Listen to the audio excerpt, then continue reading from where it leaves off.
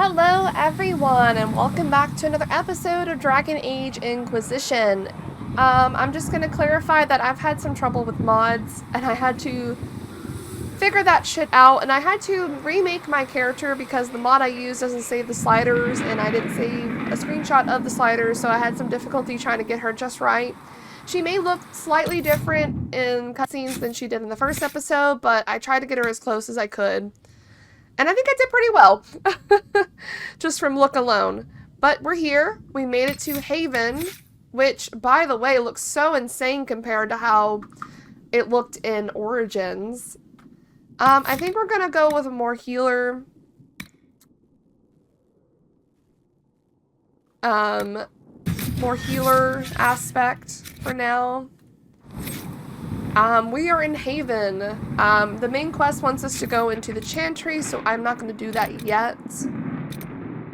I'm going to start exploring Haven just a little bit. And talk to our companions that we have here. I kind of got also used to... Oh, wait, did I? No, I did. I also had to change the difficulty to hard because I was playing on easy to get back to where I was at. But yeah, let's explore Haven. Let's see what's going on. Requisitions. Master Harry said that without more ore, he won't be able to get blades for the recruits.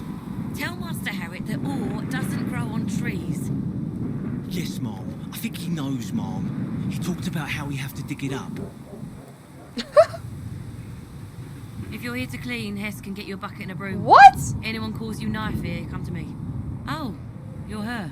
Thrin. Inquisition Quartermaster. I'm doing what I can to supply this mess. If you find what I need to fill one of my requisitions, I'd appreciate you bringing it in. What do you do here? I make sure the Inquisition troops have food in their bellies and iron in their hands. Both are important. Lots of people expecting us to be heroes, marching all day to fight the demons. Turns out heroes need to dig latrines just like everyone else. Yeah. How does someone end up as quartermaster for the Inquisition? I served for Eldon under Tenlogain MacTier, best commanding officer this world has ever seen. After they all turned on him at Denerim, though, there wasn't much use for people who held that opinion. Queen Honora offered my services to the Inquisition. It was a kindness. She knew I supported her father and got me away from the political garbage. No wonder you're unpopular. I think we have a neutral stance. So we're going to say this one, because we don't really believe in one or the other as a Delish elf. With that attitude, I can't imagine how you made enemies in Denerim. People just don't want to hear the truth. I was at Ostagar, and I know what really happened. King Kaelan overextended his position, and the Grey Wardens were too late lighting the signal. Oh, no. Following the original plan would have gotten everyone killed. Tenlogain made the right decision. I apologise. Sister Liliana told me I shouldn't talk about this. Just forget it. Bro. I don't care for the requisitions. We're probably not going to do them. But we'll do this first one just to have it out of our quest log. What did you mean when you mentioned requisitions? I'm making this Inquisition run with what we have, but we're not a real army. We're stretched thin on materials, so I've put up a requisition list for anything that could help our people. Here, take a look. You find some iron and a good logging site, maybe Harriet can get our troops better weapons. If I have material for a special order, do I bring it to you? Just take it over there. One of my boys will take the materials or jot down what you found. Okay. Farewell. Make her go with you. Okay. Oh, also our codex. How do I don't know if I looked at everything. Did we read this? I'm just gonna assume we did.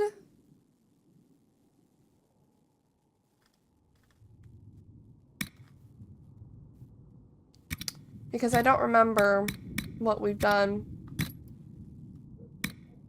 We don't need to read about creatures unless they're new. History. Ah, that's what we just got. While some of the contemporaries dispute whether the fifth blight was a true blight or merely a large darkspawn resurgence, historians agree that it began in the swamps of the Kakari Wilds on the southeastern border of Ferelden in the year 930 Dragon. I think we read this, but I'm going to read it again. King Kaelin Theron was swift in... Her name's Theron? Not her first name's Theron, not this Theron, though. Was swift in responding to the threat, gathering the royal army, every Grey Warden in his country, and sending a call for aid to the Ferelden nobility. The assembled armies laid a trap in the ruins of Ostagar, hoping to crush the force before it reached civilization, but they failed. Darkspawn overran the defenders of Ostagar and decimated the king and his army. They continued their advance into Ferelden unopposed. Only 2 Grey Wardens managed to escape the slaughter, and somehow they came into possession of an ancient treatise which compelled the races of men to join arms against the massing of Horde. The surviving wardens made their way to Kinloch Hold, home of the Ferelden Circle. Kinloch Hold? What? And conscripted the mages. In desperation to find more allies, the wardens journeyed into the Brazilian forest, seeking the Dalish. The elves, too, joined the growing army. Into the deep roads, the surviving wardens went, searching for Paragon Branca in hopes she could settle the unrest in Orzammar and unite the dwarfs in the battle against the archdemon. Branca could not be located, but another paragon was found, the legendary Caradon, who forged a crown that ended all question of succession. Branca couldn't be found. Pyral Haramont was crowned king of Orzammar, and the dwarven armies marched for the surface. Despite their successes, though, greater challenges were yet to come. Yeah. The First Inquisition. Why does it go to the bottom? That's weird. The birth of the Chantry took place more than 9 ages ago. The mists of time have obscured once well-known facts. It is commonly believed the Chantry alone created the Templars and the Circle of Magi. Few recall there was ever an Inquisition. Those who do believe it predated the Chantry, hunting cultists and mages in a reign of terror, ending only upon its transformation to the Templar Order. This is not quite the truth. One must keep in mind the state of Thedas prior to the Chantry's creation, a world where the only source of order, the Tevinter Imperium, had fallen apart. People blame magic for the death of the Vendraste, the blight, the terror they saw every day, and not without reason. Abominations and demons rampaged the countryside. No one was safe. Desperate groups of men and women initially formed the Seekers of Truth, determined to reestablish order because no one else would do what was necessary. The truth they sought, the question that they tried to answer, was how to restore sanity in a world gone mad. Was there a reign of terror, perhaps? Perhaps. Evidence suggests that they were as vigilant in their protection of mages as they were of regular people. When they intervened, they convened an ad hoc trial to determine the guilty party. This even application of justice led to their poor reputation. The Seekers came down against every group at one time or another. Oh, goodness. Where was I? Their Inquisition gaining notoriety for being on no one's side but their own. They considered themselves good people, however, followers of the Maker's true commandments. This was never more evident than when they laid down their banner in support of the fledgling Chantry. They believed that with all their heart that the temporal order was the answer a desperate Thedas needed in a terrible time. Ultimately, the Inquisition was composed of independent idealists, not Chantry zealots. That is the truth. The truth. And only the truth. Red lyrium. To answer your question, my lord, yes, I have indeed heard of this red lyrium of which you speak. A single piece of it has surfaced in the eastern city of Kirkwall, and its influence alone was nearly enough to cause the city's destruction. As near as we can determine, it is regular lyrium that has been somehow corrupted. Those who have touched red lyrium or even come near it report that it sings to them, like whispers in the mind that slowly drive them mad. We do not know, however, what might stem from extended contact with red lyrium. Madness, surely, but would there be a physical corruption as well? What would happen if a mage or a Templar used red lyrium as they use regular lyrium? We're gonna find that out. Far more disturbing is the fact that lyrium could be corrupted at all. Treat any red lyrium you encounter as if it were poison. Do not go near it, do not attempt to destroy it, and most importantly, do not attempt to use it. Don't attempt to destroy it, eh? Haven! I would like to speak to you of Haven, the village in the Frostbacks, close to the Temple of Sacred Ashes. We are all aware of its past. It was home to the disciples of Andraste, as they called themselves. Descended from the people who built the temple itself, they had strayed over years of isolation from their once noble roots to become dragon worshippers. After the hero Ferelden discovered the Temple of Sacred Ashes, which the disciples guarded jealously, what remained of the cult moved on, and Haven was abandoned to the ice and the snow. I passed through Haven on my pilgrimage to see the Temple of Sacred Ashes. There was a storm, and I took shelter in the hall of Haven's chantry.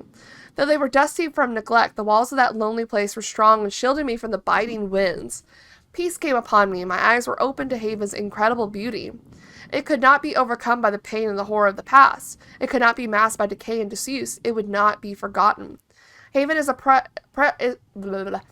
Haven is precious to Orlais, to the Chantry, and to the Sunburst throne for its historical and religious significance. It is my will that Haven be restored, rededicated to the service of Andraste, and preserved for the ages. Let it be a sanctuary for the pilgrims who seek out the Temple of Sacred Ashes. May they rest here beneath the cold, bright skies. May the glory of the Maker be revealed to them as they gaze upon the gray peaks that are the work of his hand. Now and forevermore, let this be a haven for the faithful. Haven! Temple of Sacred Ashes, rediscovered. Why does it... Okay. According to the legend, the sacred ashes of Andraste were carried out of the Imperium by Havard, disciple of Our Lady. Wounded by Tevinter's soldiers when he tried to stop Andraste's capture, Havard was too late in coming to Minrathos to stop the execution. All he found were her ashes, left out in the elements. As soon as Havard touched them, Andraste appeared in a vision. Rise, she said, Aegis of the Faith, the Maker shall never forget you so long as I remember. The Aegis of the Faith, so named by our prophet herself, stood by her word and found his wounds healed and his spirit renewed. He gathered the ashes of Andraste and returned to the lands of the Alamari tribes, which are now Ferelden. It's said that Andraste's song led him to a holy site where Havard and his followers built a temple to house her remains. There the legend ends. For centuries men searched for the Temple of Sacred Ashes, finding only rumors and tall tales. Chantry scholars concluded that there was no Templar, there was no sacred ashes, it was all a myth, allegory intended to inspire and feed the fire of faith. Then the hero Ferelden came. Serena doing work. Let's see. Seeking to cure a dying Earl with the miraculous powers of the ashes, the hero, with the help of renowned scholar brother Ferdinand Gitativi, traced the steps of the ancients and came to the remote ruin, high in the Frostback's mountains. There the urn of sacred ashes waited, as the legend said it would. After the triumph of the righteous over the Fifth Blight, the Templars' discovery was shared with the world. Much to our dismay, however, by the time our soldiers arrived at the temple, the urn had disappeared. Whoa. What? To this day, we do not know who took them or why. All that is certain is that it was the Maker's will. The hero Ferelden did not share the discovery with the world, and Brother Gitativi, whose research made it possible, had disappeared without a trace. What? Truth, however, will always out, and rumors circulated about the cause of Eamon Gurin's miraculous recovery. Agents of the Chantry investigated claims about the urn of sacred ashes and were eventually led, as the hero had been led, to the temple. By the time our soldiers reached it, however, the urn was nowhere to be found. We read that. We just read that. What? Why did it repeat a little bit? Though the ashes were gone, the temple itself stood and has since become a source of hope for the faithful. If the Grand Cathedral is the beating heart of the Chantry, then the Temple of Sacred Ashes is her soul. Here we honor the Chantry's past even as we forge bravery into our future. I wonder if Brother Gitativi took it. I don't know. Why would he take it? Even though he wanted to share with it. Okay. So we have... Oh. That's too good. We shouldn't use that. Journal. Haven. Haven's best and brightest. Know thy enemy? Let's do that, because I think I know where a logging stand is on this map, but we'll get there when we get there. Alright, let's take a glance around Haven and talk to some companions. Gather some supplies. We kind of walked through here before, but we didn't really explore too much. Day 3. Less thrashing, some response to stimulus. Vitals seem solid. 2 attempts so far by locals to break into the Chantry to kill my patient. 2 attempts? All this work to save her life, and will they just execute her? Well, inform Lady Cassandra. I expect her to wake before the morn. What the hell? 2 people tried to kill me? I haven't even done anything.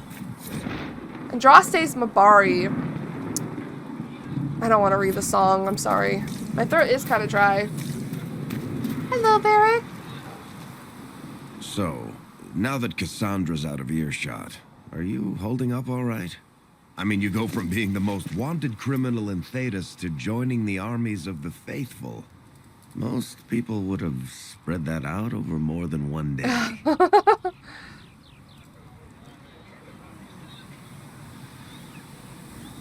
I think we're a little confused.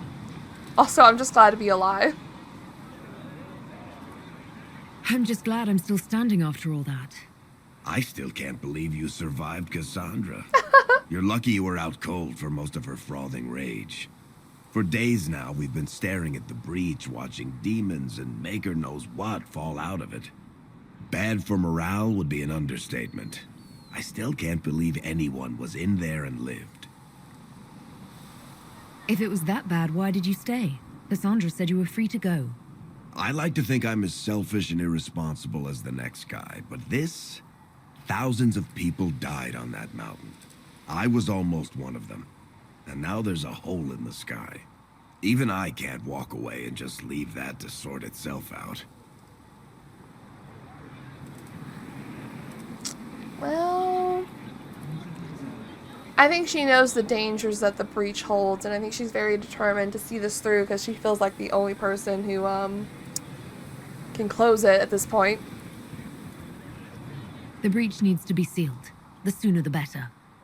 If it can be sealed, you might want to consider running at the first opportunity. Oh. I've written enough tragedies to recognize where this is going. Heroes are everywhere. I've seen that. But the hole in the sky, that's beyond heroes. We're going to need a miracle. Okay, we're gonna keep talking to him. Need something? The red lyrium we found at the temple seemed to upset you. My brother Bartrand and I sort of discovered red lyrium during an expedition in the deep roads. We located an ancient thaig, so old it barely looked dwarven. There was this idol there made of it. Bartrand brought it back to the surface, and, well, everything's gone downhill from there. Yep. So what is it? Just another kind of lyrium? The red stuff is lyrium like a dragon is a lizard. It's not just a different color. It has a whole host of weirdness all its own. I've written to every mining cast house in Orzammar. No one's seen this stuff before or knows where it came from. It's really crazy that only Bartrand was affected by the red lyrium idol when we were in the deep roads. It's really interesting. What makes it special? Regular lyrium can mess you up pretty badly, but you have to ingest it for that to happen. Red lyrium messes with your mind when you're just near the stuff. You hear singing, get violent, paranoid, and then it does creepy shit. Makes things float, brings statues to life. It also turned Kirkwall's Knight Commander to lyrium. Everyone's been kept That's at least so 100 interesting. paces from it since. They just left it there? They just left Meredith there? That's the implication he just said. People don't walk near the Meredith statue anymore. But also, the fact that it turned Meredith to lyrium herself, how is that even possible? Like, I think we find out that lyrium is infected with the blight, so did it infect her with the blight, but also red lyrium? How did the red lyrium get in the Temple of Sacred Ashes? I don't know. So as far as I knew, the only piece to make it to the surface was destroyed. And the location of the thaig it came from is a secret. Did someone find more of it in the deep roads? That's not a cheery thought. So the thaig is a secret, eh? Someone could have stumbled upon it. I think that's enough on red lyrium. Yeah, not really my favorite subject. Okay, but I have more to talk about. Need something? Personal question. Can I ask you something, Varric? You want to talk about me? I'm flattered. Also inclined toward extravagant lies. Are you from Ferelden? Olay? Free marches. born and raised in Kirkwall. And despite whatever you've heard, no, Kirkwall's not that bad. Kirkwall's not that bad. It's like the home of craziness. I'm not clear on your line of work. You're a merchant? I'm a businessman. My family has a seat in the Dwarven Merchants Guild. Merchants buy and sell goods. Businessmen buy and sell stores. In my spare time, I manage a spy network, and occasionally, I write books. Could you do Leliana's job? What? You're an author. What kind of books have you written? I've tried my hands in a few genres. My crime serials are my most popular. Hard and Hightown. Guards breaking the rules to get things done. The Tale of the Champion is the most famous thing I've written, or infamous maybe. I started a romance serial once, Swords and Shields, but to be honest, I don't have a knack for romances. Most of my stories end in tragedy. Probably that says something unfortunate about me personally. Oh my god. If you've run a spy network, why is Leliana our spy master? To be honest with you, she's just a better spy master. The truly great ones can keep their distance. They don't get attached to their people. Me, I always wind up babysitting my informants and worrying about their families. We're in better hands with her. Leliana's cold-hearted. We made her very, hard in, Origins. What sort of shops do you own? Actually, we don't own shops. That was just an example. Mostly we invest in moneylenders. Auction houses, a few mercenary companies, a couple of smithies. I think we own half a beet plantation in Ravane somewhere. Most of that's my brother's doing. Bartrand had business sense. Not much tact, but loads of business sense.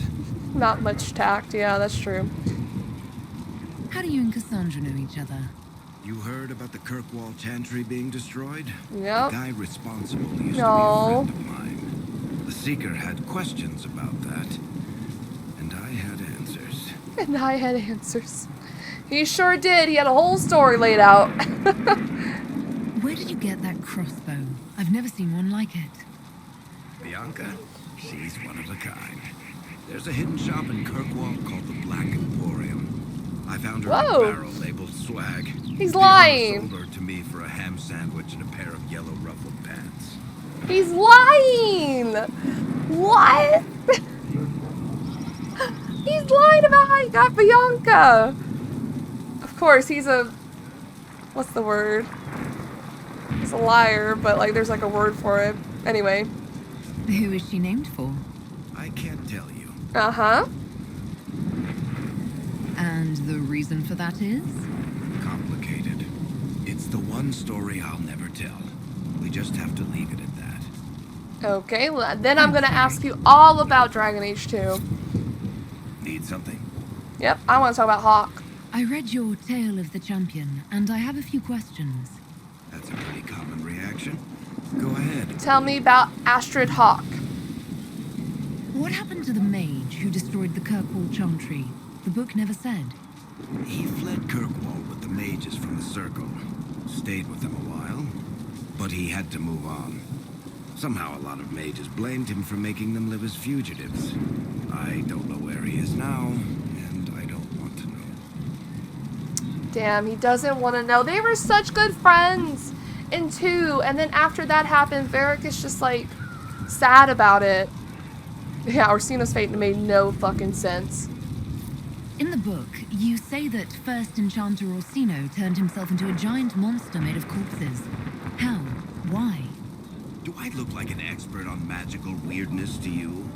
I can't tell you how. Why, all I can say is he was desperate. Uh-huh. I still think he made that fight up. There's no way Hawk really could have killed the Arishok. It would have started a war with the Kunari. I was told later that the Kunari disavowed his actions. Disavowed. Apparently the Arishok didn't get permission before he attacked Kirkwall, and the Qun didn't want another exalted march. When they finally sent a ship to haul the wrecked dreadnought away, they just said, "We will never speak of this again." As far as I can tell, that's the Qun's version of an apology. That's hilarious. Yeah, where's Hawk's friends? Where are the rest of Hawk's associates now? Merrill decided to look after the elves left homeless by the fighting. She's done a pretty good job of keeping them away from the mages and templars so far. I guess she has plenty of practice avoiding stupid human battles with her own Dalish clan. Fenris has kept himself busy, hunting down the Tevinter slavers who came That's our south to prey boy. on refugees. I'm not sure exactly where he is at the moment. You can usually follow the trail of corpses, though. Isabella went back to the raiders. She's calling herself an admiral now. I don't know if she's actually in charge or just has a really big hat. Has a really big hat. Honestly. Sebastian went back to Starkhaven. Oh boy, Sebastian. I'm sure he's boring all sorts of people there. Hawk's little brother was off on some warden business near the Anderfell's border last I knew. Aveline is still guard captain. I'm pretty sure Kirkwall would fall into the sea if she quit her job. He mentioned Carver. I'm just... Oh, he went to the Anderfells. Okay. That makes sense. Is there anything else? Need something? I don't know. Is there more? I read your Tale of the Champion, and I have a few questions. That's a pretty common reaction. Go ahead. Like, do we not get to know? Never mind. Carry on. Never mind. Okay. I guess we'll go this way. One of my favorite things is the music in the tavern. When there was no sky maker, you were the sky. When there was no earth, you were the earth. When there was nothing, you were everything. It must feel very surreal to be a Dalish elf in the Andraste town, basically. It feels like I really don't belong here, but the breach is affecting all of us, so I kind of have to be here to do this kind of thing. The Singing Maiden. Have you ever heard the story of King Bedwyr? Bedwyr? Like most kings, was a man of great pride, who expected nothing but complete loyalty from his subjects. He believed the best way to achieve this was through fear. After all, those who feared him would never cross him or question his rule. Most importantly, those who feared him would always seek to please him. Bedwyr, I hope I'm saying that right, cultivated terror in his subordinates through the gleeful and unrestrained use of contraption referred to as the Maiden. The Maiden was a hinged iron casket as high and wide and deep as a man, with vicious spikes within meant to pierce through the poor soul locked into it. Bedwyr's Maiden... Okay, this text is kind of hard to read. It's all capital letters, it's kind of hard to read. Bedwyr's Maiden was a prized possession and stood in a place of honor in his throne room, often with a screaming victim inside it. Political rivals, suspected assassins, treasonous ministers. The Maiden consumed them all. But as time passed, more people were given to the Maiden for increasingly trivial offenses. The cook for oversalting the king's food, the page boy for dropping his sword. The Maiden cast a pall over the kingdom, and its people prayed for the deliverance from their cruel king. Then one day, a strange woman rode into the city. She called herself Ember and was an emissary from a far-off land. Her leaders had heard, she said, of Bedwy's wisdom and authority, and she sought the king's counsel. The thought he had earned the adulation of the brother kings across the sea made Bedwyr swell with pride, and he granted Ember an audience. They dined and danced, and through it all, Ember flattered and fawned on the king. At the end of the night, Ember asked to see the Maiden, the infamous device that had given Bedwyr all his power. The king, giddy with praise, proudly presented Ember with the empty contraption. Ember looked at the Maiden, sighed with disappointment, and said, "That does not look terrifying at all. I should imagine the spikes to be much sharper." Bedwyr grew red at her comment and replied, "These sparks are sharp enough. Look at the blood that still clings to them." "But it is so small," said Ember. "Aren't only children and women its victims?" Bedwyr grew redder still and replied, "Of course not. The Maiden has devoured many men." Ember shook her head and said to the king, "I do not believe it. Surely no warrior could fear this thing. A man like yourself, tall and muscled, would not fit within." The king laughed and saw a way to prove the merit of the Maiden to Ember. "I will show you how easily a man like myself could fit," he said, and with that he stepped into the device. But Ember was waiting, and no sooner had Bedwyr squeezed himself into the iron casket had Ember slammed it shut on him. Ember took the Maiden and the screaming Bedwyr inside, through the castle and down into the city, and the people finally freed from the king's tyranny cheered and danced to the singing that echoed through the streets until Bedwar was dead and it finally stopped. That's horrifying, but also well-deserved. Also well-deserved. Alright, let's go in here. It's just what I heard. The conclave. Researcher Renee wishes to use some inexpensive spirits. The mages, the templars. She wishes to light creatures' corpse on fire Oh. to determine whether it is specifically vulnerable to heat. Be bloody. That's for certain. Long day. Okay, I love this. But she's overriding everyone else in the tavern. I love the music in this game. Can I get you anything? What can you tell me about this area? Adarna's Haven's apothecary. He's been making potions and tending to the wounded as best he can. Harriet is the Inquisition smith. Whatever he can make you, Thren the quartermaster can probably find. And for anything fancier, you can try buying from Segrid. His prices aren't too high. Segment. Oh, there's also Minave. She studies beasts and things, as I understand. Yeah, we need to talk to her. Farewell. Goodbye. The music is so nice, though. I do like it. There's a book there. A Tale of the Frostbacks. Even mountains had a heart once. When the world was young, Korth, the mountain father, kept his throne at the peak of Belinus, the mountain at the center of the world, from which he could see all the corners of the earth and sky. And he saw strong men become weak, brave men grow cowardly, and wise men turn foolish for love. Korth devised a plan that he might never be betrayed. I think we read this. Yeah, we read this one before. Of course. It loops about right here, and then up here is our boy Solus. Hello. I'll talk to him in 1 second. The Randy Dowager Quarterly. The Randy Dowager welcomes the cool of autumn with the fall of another. The collected dreams of desire being the confessions of an apprentice in a training more furrowing than harrowing. Forbidden dalliances at their most spirited. The Randy Dowager exhibitions for the noble of thought but spry of step. The lady herself says, enchanting one supports the circles, if only because closed doors offer the imagination more. 3 scarves fluttered in shock out of 5. Whoa, what does that mean?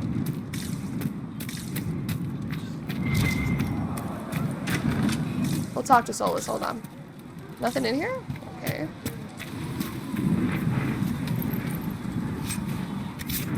Let's talk to this dude first. Apothecary, find recipes. Yes. Segrit told me that he can't let the herbs go for anything less than 8. Fine. We'll gather our own. Tell Segrit he better hope he doesn't need a salve anytime Oh, snap. The boys are fighting. Hello. soon. Look who's back from the dead. Again. I don't recall meeting you before. I'd be surprised if you did. You weren't particularly coherent. Someone had to patch you up after you staggered out of Mykonos Ware, though. True. So, you're welcome. I didn't realize. Thank you. Yeah. Well, you can pay me back by fixing the world. We're gonna try. Name's Adan. I'm in charge of keeping our little band here stocked with potions and elixirs. Not that Seeker Pentagast seems to care whether we've got the supplies to actually do that. You're a bit cranky. For a healer, you don't seem particularly nurturing. I'm not a healer. I'm an alchemist who's forced to play Mother Hen. You Oh. want something to burst into flame on contact with the air? Done. Gladly. Patching up wounded soldiers is a waste of my time and talents. But there are a few around who can help. How are your people holding up? There's no shortage of work. That's for damn sure. We know how to do this, but I'm gonna do this anyway. How do I go about having potions made? Just take a look there and tell me what you'd like. Find a recipe for something better, I can make that too. Okay, but I wasn't done talking to You're you. back. And in one piece. Is there anything I can do to help out? We're fine as far as raw labor goes. You've more important things to do than tend to me. I only wish I'd been able to find Master Tajin's notes. Old bastard was Master working on something Tajin. special. He died at the conclave, and his notes weren't here. Been too busy dealing with the wounded to look for them. Well, we have a Farewell. quest. So we can equip potions here. Yes, yes, I know how to do it. Drag it over. We do have to supply it ourselves, though. And we have individual people. Perhaps another time. Upgrade potions. We need a crazy amount of stuff before we can even do that. Alright, good to know.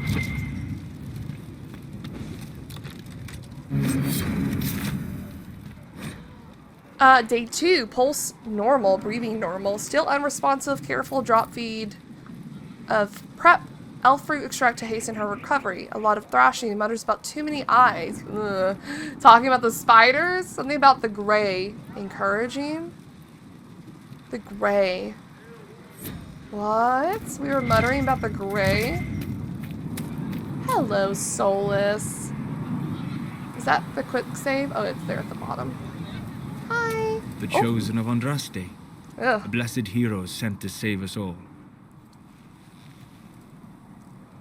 I've no interest in being a hero. All I want is to find a way to seal this breach. Pragmatic, but ultimately irrelevant. Wow. I've journeyed deep into the Fade in ancient ruins and battlefields to see the dreams of lost civilizations. I've watched as hosts of spirits clash to reenact the bloody past in ancient wars both famous and forgotten. Every great war has its heroes. I'm just curious what kind you'll be. I just love listening to this man talk. What do you mean, ruins and battlefields? Any building strong enough to withstand the rigors of time has a history. Every battlefield is steeped in death. Both attract spirits. They press against the veil, weakening the barrier between our worlds. When I dream in such places, I go deep into the Fade. I can find memories no other living being has ever seen. You fall asleep in the middle of ancient ruins. Isn't that dangerous? I do set wards. And if you leave food out for the giant spiders, they are usually content to live Ew. and let live. That's invaluable, impressive. I imagine you find some amazing things in there, alongside all the demons. Exactly. It is occasionally dangerous, yes. But more often it's just sad to see what has been lost. The thrill of finding remnants of a 1,000-year-old dream? I would not trade it for anything. I will stay there. At least until the breach has been closed. Was that in doubt? I am an apostate mage surrounded by chantry forces, and unlike you, I do not have a divine mark protecting me. Cassandra has been accommodating, but you understand my caution. Ooh, you can ooh, romance. We're doing it. You came here to help, Solus. I won't let them use that against you. How would you stop them? However I had to. Damn. Thank you. But now let us hope either the mages or the templars have the power to seal the breach. Well, what? Alright, we're getting a little flirty. However, I had to. I'll stop them, baby. Closing the breach is our primary goal. But I hope we might also discover what was used to create it. Any artifact of such power is dangerous. The destruction of the Conclave proves that much. You don't think whatever created the explosion was destroyed in the blast? You survived, did you not? The artifact that created the breach is unlike anything seen in this age. I will not believe it destroyed until I see the shattered fragments with my own eyes. Oh, that's foreboding. That actually foretells. We would do well to try to recover whatever created the breach. Liliana's people have scoured the area near the blast and found nothing. Whatever the artifact was, it is no longer there. In any case, did you need me for anything? I just wanted to talk, buddy. Tell me about elves. I'd be interested in hearing your opinions on elven culture. I thought you would be more interested in sharing your opinions Whoa. about elven culture. You are Dalish, are you not? Why are you so angry proudly? Ooh. Pride, huh? I think he might dislike this, but we're gonna say proudly. Yes, I am. The Dalish are the best hope for preserving the culture of our people. Our people. You use that phrase so casually. It should mean more. but the Dalish have forgotten that, among other things. Oh, but you know the truth, right? While they pass on stories, mangling details, I walk the Fade. I have seen things they have not.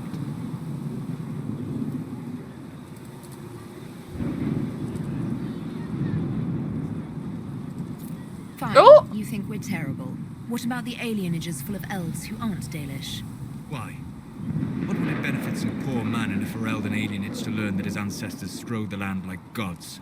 It would only make him bitter, or inspire him to take a foolish risk and get himself killed. Whoa, they're You've fighting. decided his reaction for him. Perhaps I have. If you have questions and believe the answers will help, ask. Damn. I'd like to know more about the elves from before our time. The Dalish strive to remember Hallam Sharal. But Hallam Sharal was merely a fumbling attempt to recreate a forgotten land. Alathan. Elvanan was the empire, and Alathan its greatest city. Place of magic and beauty, lost to time. I'm glad we know some of this stuff. You've studied ancient elves. What else do you know of Alathan? We hear stories of them living in trees, and imagine wooden ramps or Dalish aerovels. Imagine instead spires of crystal twining through the branches, palaces floating among the clouds. Imagine beings who lived forever, for whom magic was as natural as breathing. That is what was lost. The way he talks, how would you have known? He claims that he just seen it through the Fade, but he actually fucking lived it. Are all Dalish elves like my clan? No. Your clan was unique in having enough interest in human affairs to send you to spy upon the Divine's meeting. As your Okay. clans have been separate for so long, they have all changed, adapting to the lands in which they live. Some are no more than bandits. Oh. Others trade freely with humans. And some have disappeared entirely to the forests. Whoa. Disappeared into the forest, eh? What can you tell me about elves living in human cities?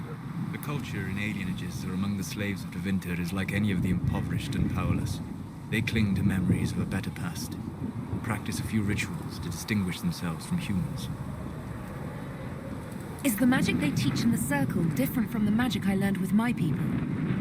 No and yes. Magic is magic, just as water is water, but it can be used in different ways. Dalish magic is more practical, not needing chantry approval, although they still frown on blood magic. Superstition. Much of it is more Superstition. subtle. A legacy from when elves were immortal. Ooh, special. The legends of elven immortality. Did they use magic to increase their lifespan? No. It was simply part of being elf. Wow, really? The subtle beauty of their magic was the effect, not the cause of their nature. Some spells took years to cast. Whoa. Echoes would linger for centuries, harmonizing with new magic in an unending symphony. It must have been beautiful. It must have been beautiful. It was beautiful. That's what he lived. He said some spells took years to cast. That's crazy to think about. Not having to worry about time, just being able to do the action. You said that the censure against blood magic was a superstition. I did. It's fortunate Cassandra is not within earshot. Most modern cultures forbid blood magic. Publicly, even Tevinter disapproves of it. But as I said, magic is magic. It matters only in how it is used. Exactly. This whole thing. Solus really just exposes everything about Meryl's quest in Dragon Age 2. Seems interesting. I think she's curious. Orin is curious. I'd be interested in learning more about blood magic. I would teach you if I knew it. Unfortunately, Ooh. using blood magic seems to make it more difficult to enter the Fade. You understand why I never bothered to learn it. A shame, as it is extremely powerful, provided it remains a tool, not a crutch, nor a passion. Oh. See, this right here, provided it remains a tool, not a crutch or a passion. I feel like in Meryl's case, yes, I'm bringing up Meryl again because she has so much controversy. For no reason. And they're never going to bring Meryl back. I'm so sad. But she did originally use blood magic as a tool to try and rebuild the Illuvian she had. I think at the end there, she was using it as a crutch. I think it could be considered a crutch, but I still think it was heavily a tool for her. And Solus, interesting. So blood magic hampers your ability to go into the Fade. I wonder why that is. Did we ever get that explained? Will we have that explained in Velgard? Ooh, I'm so excited. I think the developer said that Rook could use blood magic, but it's ill-advised, and I wonder why that is. Because we have a connection to the Fade as Rook. I'm so interested. I'm so curious. I'm so happy. But yeah, the whole thing, as it remains a tool, not a crutch or a passion. I think a lot of Tevinters have a passion for it, or they use it as a crutch to get more power. But Meryl specifically, she mainly used it as a tool. Maybe towards the end it was more of a crutch, but who knows? We'll never know now. We'll Thank talk you, later. Souls. Goodbye. Goodbye. No, don't walk away. Hello. We're not done. Hello. Tell me about the Fade, boy. What do you know about the Fade? A great deal from my wanderings. There are few hard facts, but I can share what I have learned. Thank you. I'd like to know more about the breach. Simply put, it is a tear in the veil between this world and the Fade, allowing spirits to enter the world physically. Small tears occur naturally when magic weakens the veil, Yeah. or when spirits cluster at an area that has seen many deaths. Yes. But your mark allows you to exert some control over the breach. That means it was created deliberately. I'd like to know more about the Veil. Circle mages call it a barrier between this world and the Fade, but according to my studies in ancient elven lore, that is a vast oversimplification. Oh. Without it, imagine if spirits entered freely. The Fade was not a place one went, but a state of nature like the wind. It sounds like it would be wonderful. And dangerous. But yes, a world where imagination defines reality, where spirits are as common as trees or grass. Instead, spirits are strange and fearful, and the Fade is a terrifying world touched only by mages and dreamers. I am glad that I'm not alone in seeing the beauty of such a world, along with the obvious peril. Yeah, and then tell me about demons. I'd like to know more about demons. Your Dalish say the demons hate the natural world and seek to bring their chaos and destruction to the living. But such simplistic labels misconstrue their motivations, and in so doing, do all a great disservice.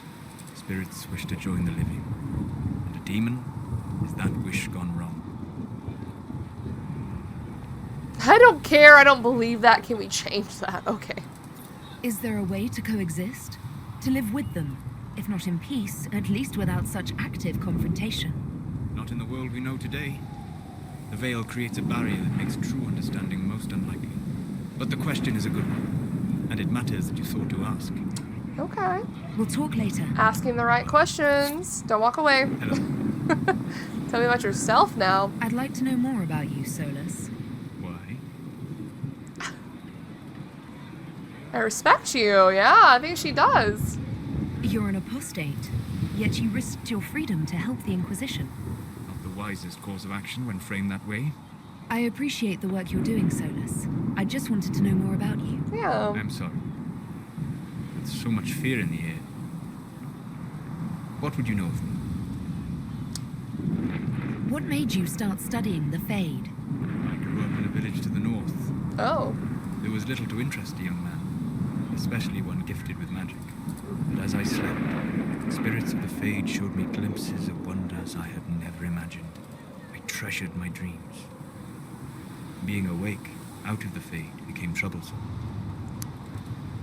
I wonder if you can classify Solus as a dreamer. Like how Fainrail was in 2. Did spirits try to tempt you? No more than a brightly colored fruit is deliberately tempting you to eat it. I learned how to defend myself from more aggressive spirits, and how to interact safely with the rest. I learned how to control my dreams with full consciousness. There was so much I wanted to explore. I gather you didn't spend your entire life dreaming. No. Eventually, I was unable to find new areas in the Fade. Why? 2 reasons. First, the Fade reflects the world around it. Unless I traveled, I would never find anything new. Second, the Fade reflects and is limited by our imaginations. To find interesting areas, one must be interesting. One must be interesting. Is this why you joined the Inquisition? I joined the Inquisition because we were all in terrible danger. If our enemies destroyed the world, I would have nowhere to lay my head while dreaming of the Fade. Weird. wish you luck. Thank you. In truth, I've enjoyed experiencing more of life to find more of the fade. How so? You train your will to control magic and withstand possession. Your indomitable focus is an enjoyable side benefit. You have chosen a path whose steps you do not dislike because it leads to a destination you enjoy. As have I. You like my side benefits? What? Okay, this is cute. I've never really flirted with Solus. Indomitable focus. Presumably. I have yet to see it dominated. Oh. I imagine that the sight would be fascinating. Oh, okay. Okay, Solus. Okay, Eggman. You said you'd traveled to many different places. This world, or its memory, is reflected in the fade. Dream in ancient ruins, and you may see a city lost to history. Some of my fondest memories were found in crumbling cities, long picked dry by treasure seekers, the best of the battlefields. Spirits press so tightly on the veil that you can slip across with but a thought. Any place in particular? I dreamt at Ostagar. Ooh. I witnessed the brutality of the Darkspawn and the valor of the Ferelden warriors. I saw Alistair and the hero Ferelden light the signal fire, and Logain's infamous betrayal of Kaelin's forces. I've heard the stories. It would be interesting to hear what it was really like. That's just it. Perspective. In the Fade, I see reflections created by spirits who react to the emotions of the warriors. One moment, I see heroic wardens lighting the fire, and a power-mad villain sneering as he lets King Kaelin fall. The next, I see an army overwhelmed and a veteran commander refusing to let more soldiers die in a lost cause. Perspective. And you can't tell which is real. It is the Fade. They are all real. It's a matter of perspective. I don't know. The way they had Logain betray at Ostagar, he seemed really happy to do it. So I don't know about all that. If he saw actually, like, he had to retreat because everyone was dying. Have you always traveled and studied alone? Not at all. I have built many lasting friendships. Spirits of wisdom, possessed of ancient knowledge, happy to share what they had seen. Spirits of purpose helped me search. Even wisps, curious and playful, would point out treasures I might have missed. Wisdom and purpose. I don't know of any spirits by those names. They rarely seek this world. When they do, their natures do not often survive exposure to the people they encounter. Wisdom and purpose are too easily twisted to pride and desire. Pride and desire. Purpose. Wisdom. Pride. You're saying that you became friends with Pride and Desire demons? No, no, no, no. They were not demons for me. Meaning? The Fade reflects the minds of the living. Wow, there you Expect go. a spirit of wisdom to be a pride demon. It will adapt. And if your mind is free of corrupting influences, if you understand the nature of the spirit, they can be fast friends. There you go. That disputes all of Meryl's quest right there. It is a matter of who is talking to the spirit slash demon. If you expect it to be a demon, then it's going to be a demon. If it's a spirit, it's going to be a spirit. Usually. I think it's more in depth than that, but that's the basic of it. I'm impressed that you could become friends with spirits. Anyone who can dream has the potential. Few ever try. My friends comforted me in grief and shared my joy. Yet, because they exist without form, as we understand it, the Chantry declares that spirits are not truly people. Is Cassandra defined by her cheekbones and not her faith? Varric by his chest hair and not his wit? Chest hair. Ooh, I enjoy getting to know you. You have an interesting way of looking at the world, Solus. I try. And that isn't quite an answer. I look forward to helping you make new friends. That should be... well... That isn't quite an answer either. Okay, goodbye. We'll talk later. I think that's everything. Wait, Solus, don't What go can I yet. do for you? Never mind, I'm out. We'll talk later. Goodbye. Goodbye. Goodbye. Oh, we'll leave it on that note with Solus. A little Are we spicy. going to have new verses in the Chant of Light now for the Herald of Andraste, telling what she did? It's far too soon to consider anything like that. I was talking with a friend who said there used to be a verse about an elf in the Chant Oh. of Light. No, that's not These true. truths the Maker has I'm sorry. revealed to me. But that doesn't As mean the Maker loves you any less. One life. Yeah, Charton, you mean?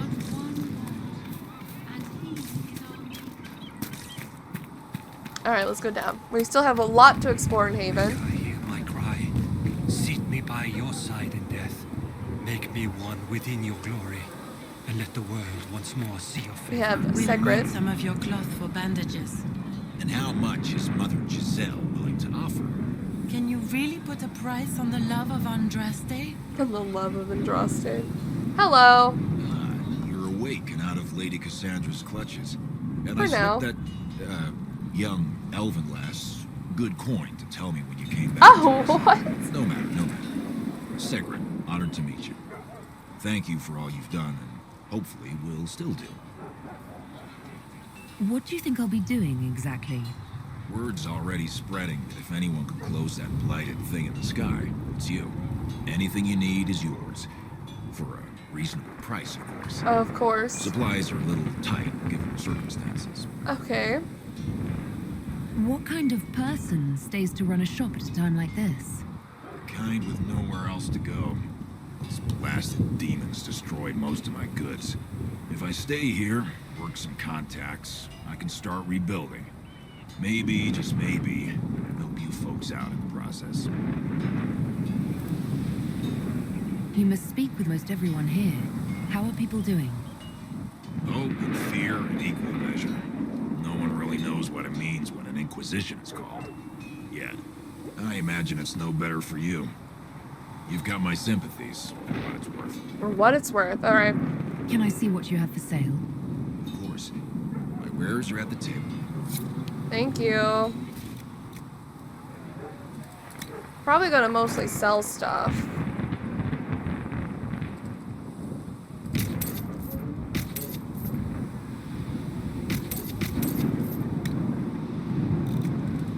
Well, I don't know. I don't want this one, obviously, because it doesn't give me my cool outfit. I guess I'll keep these for now. I don't really know what to do with them. We have a ring of staggering. Who can I give that to? Oops. You want it? Alright, let's look this way.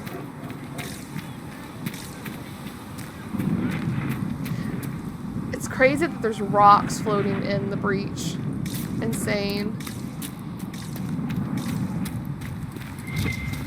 I don't see why we need to build siege equipment. We're not laying siege to anything. That's an excellent point, Recruit. But if someone comes to lay siege to us, perhaps it will be best for us to have some means to fight back. For real. Yes, sir. Sorry, sir. True, we don't know what's gonna happen. Well, I know what's gonna happen. Constructions orders. As you know from the terrible accidents of last week, many passengers through the mountain are unstable and liable to collapse at any moment. I do not wish us to lose more brothers and sisters in the search for lost cultist treasure. We must seal all entrances to the mountain. The Templars have done a careful sweep of the caves. Everything of worth was collected. What remains of the disciples of Andraste will be forgotten, buried in the earth. Once it is done, let us have no more talk of them. This is a new haven restored to life by the true chantry and most holy Justinian V. Mother Florentine. Sealing off the entrances, eh? Guess there's one right here. Guess they don't want anyone going in and getting lost or killed or hurt. Who are we fighting anyway, sir? I've heard it was mages, demons. No one really knows. That's the Maker's truth. All you need to know is that we're holding this place against whoever comes to take it. True. Siege equipment in Thedas. Siege weaponry has been used in Thedas for centuries, with primitive equipment used as far back as the Third Blight. Nevertheless, it occupies a peculiar niche in the tools of warfare due to its requirements. Any army wishing to produce trebuchets or catapults must be funded and organized well enough to procure both the necessary materials and the military experts to construct them. Throughout history, most armies who fulfilled such requirements did not take advantage of the situation. During the Third Blight, for example, Arlesians and Monstamard constructed catapults to fling flaming debris at the Darkspawn. But the expense of the weapon did not justify the limited damage they caused, and the Darkspawn were ultimately driven back by the Grey Wardens, not siege weaponry. Defender forces similarly had the resources to construct siege weapons when attacking the free marches or defending themselves against the exalted marches of the Black Age. Instead, the Imperium focused primarily upon the power of its magisters, who were less powerful but more flexible than siege equipment, and who could more easily fall back when the tide of the battle turned. As a result, in the battles against the Qunari in the Steel Age, generals found to their charge that the Great Oxman had left them behind.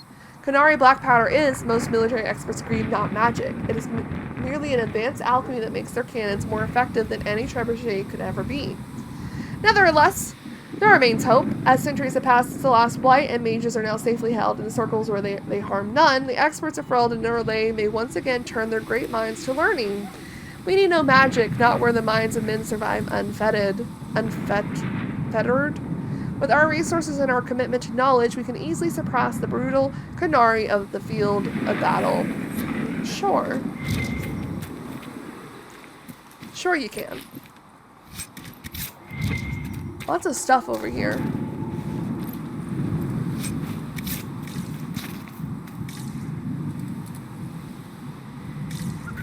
Never really looked over here a lot, I'm gonna be honest. Ooh, a secret chest?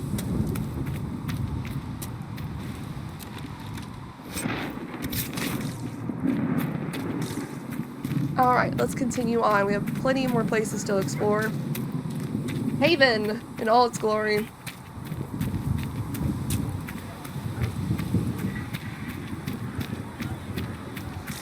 I'm not sure how I'm gonna tackle exploring each area, but we'll decide that when we get to there. Okay, we've been in this one. What's in this one? Nothing. Absolutely nothing. Cool. Let's explore further out. We still have plenty of Whoa, whoa, whoa. Oh, that's just the special serpents.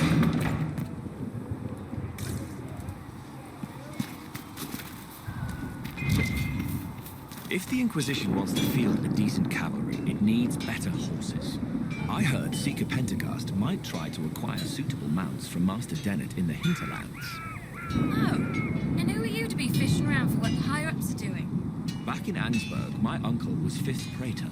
And what's that mean for you back in Arnsberg? Honestly, about as much as it does here. What?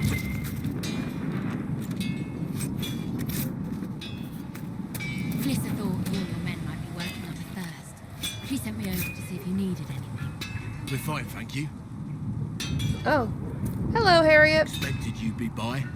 I'm Harriet, and everyone knows who you are. How's the new gear fit? Sturdy and warm. It's perfect. Good. World's gone mad. Stock armor and blades are good against bandits, but we're not fighting bandits. My gear will see you through demons, apostates, whatever this world throws at you. So, you need custom work, something special. You bring the materials to us, we'll make it happen. Oh boy, we have so much to ask him. How did you come to be here? Come from a little town called Lothring. Long gone now. Whoa! I was in Redcliffe when the Darkspawn hit it during the Blight. Helped rebuild. Left when royalty decided it was time to hand the place over to the bloody mages. Ended up here. Oh. Just missed the boot. Can't decide if I'm the luckiest son of a bitch walking or the exact opposite.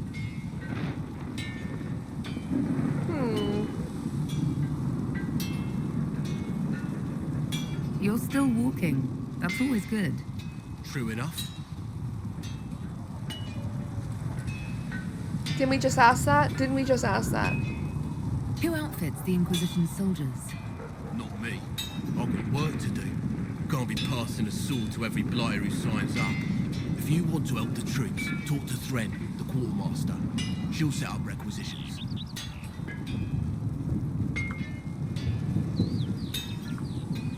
Does the Inquisition not have supplies to make armor or weapons? Tough convincing traders to haul up here. Impossible to get them to risk the rare stuff, so that's on you. Okay. What can you and your team make here? Arms and armour. We work iron to blighted dragon bone if you've got it. Our designs are simple, but they get the job done. You want something fancy? Bring your own design. We'll see what we can do. Okay. Can you help improve my arms and armor? Yes. You find a new piece, a pauldron or greaves, we'll take care of you.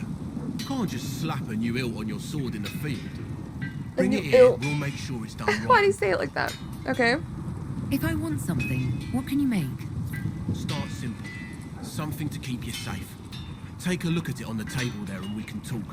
You'll need material. Are these pants or your You can have what legs? you want just outside. Goodbye. Right. They're pants, surely. I didn't mean to talk to you. Goodbye. Right. So you want me to do what? Modify some armor.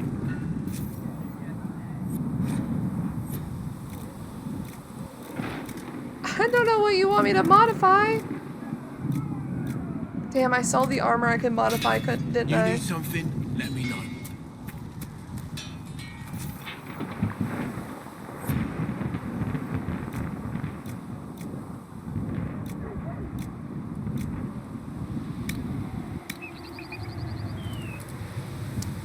Too bad. I guess I can wear this, but like, this stupid little hat. God, please stop. I know this. I should turn that off.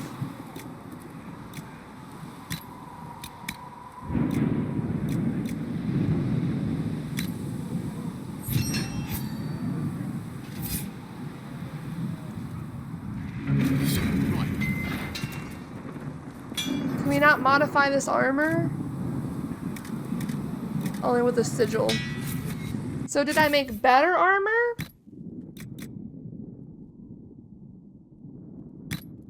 It looks a little different, but I think we'll wear it. Guard belt. Warrior only. So Cassandra.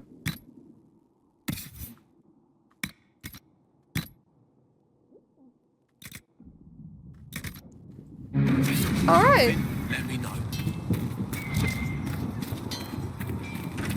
I think it'll be cute enough. I just want to look cute, guys. Okay. Modify armor. Okay, we're gonna do something a little quickie.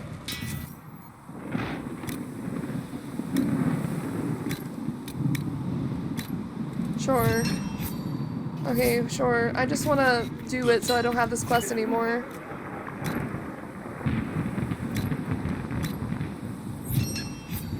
There, we've done it. I just didn't want the quest anymore. We'll probably sell it. Okay, we need to... Let's do this. Ah. And talk to people here.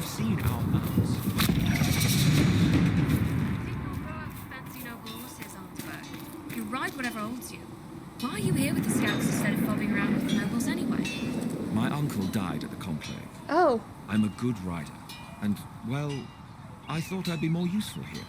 Ah, we'll see. So he's a noble. I see.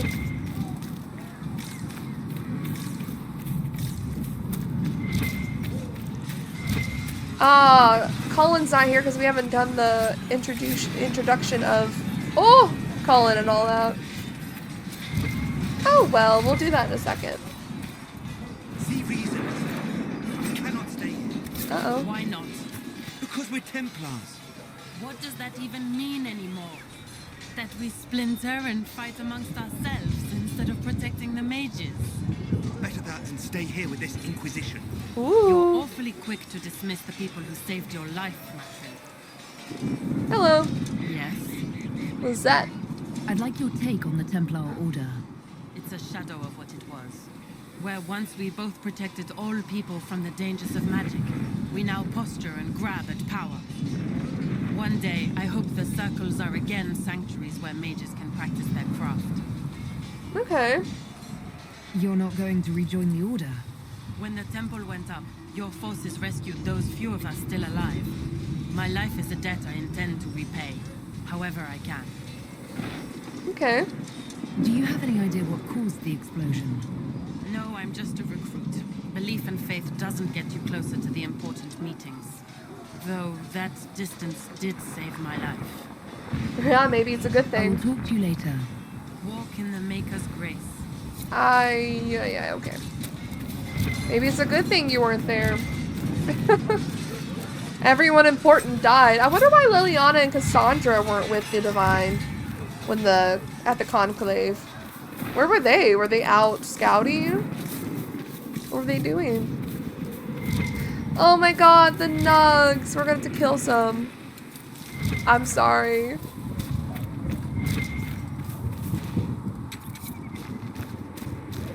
I'm just too empathetic to animals. They don't know.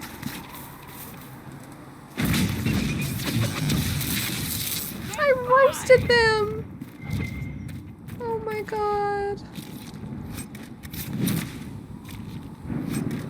Liliana will not be happy.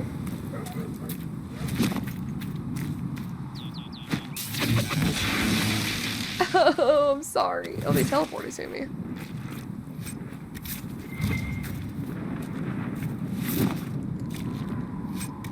I do feel bad, but I think I like the color of the nug skin material. I think we could also just buy materials at certain vendors, so I might just do that in the future. But also, we should get as much elf fruit as we can while we're here. This is a good place for elf fruit and iron, for sure.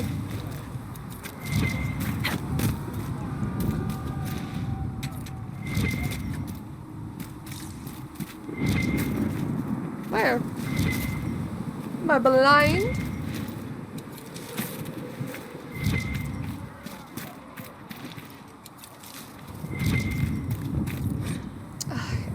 I already know how to search. Trust me. I should look around. I know.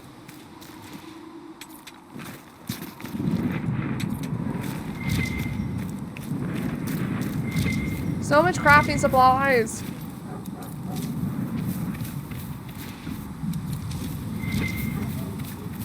Okay, we're gonna get off track if we keep trying to grab everything. What is my shadow, first of all? What is this shadow? What? What is that shadow? That looks so funny.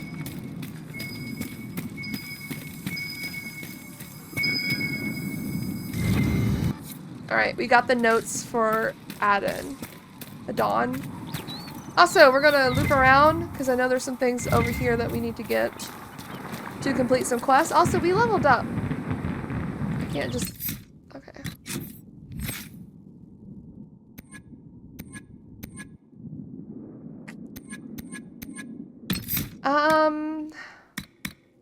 What? Can you... Thank you.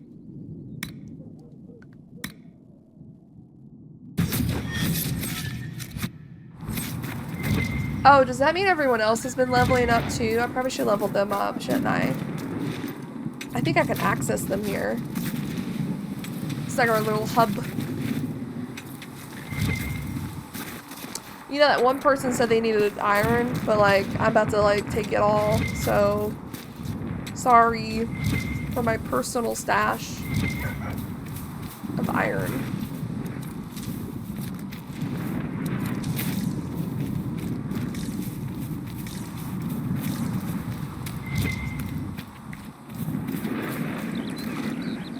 Alright, let's level everyone up, because I'm pretty sure they've also leveled up. Yeah, quite a bit. So Cassandra is a sword and shield warrior, and she has this stuff.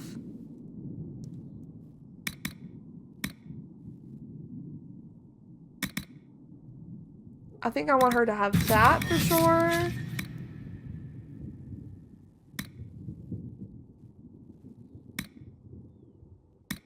I think having more armor also. Let's just do that for her.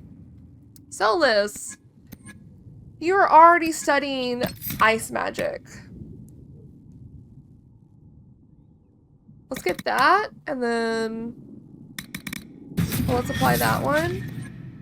And then he's also gonna have some barrier stuff, but let's do this one. But I'm mostly going to be the barrier girl. And then Varric. He is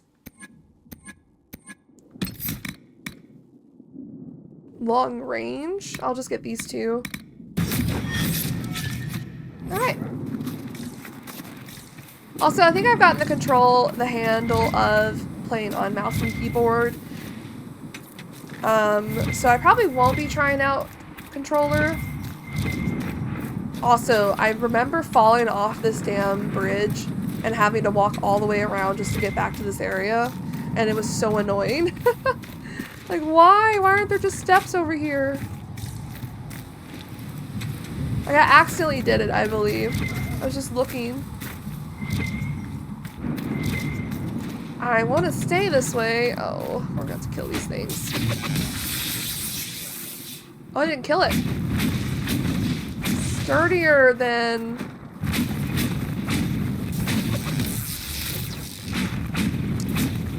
the nugs. Sorry.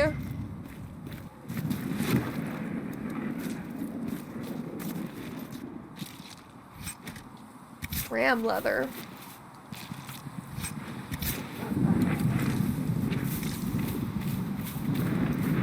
Ooh.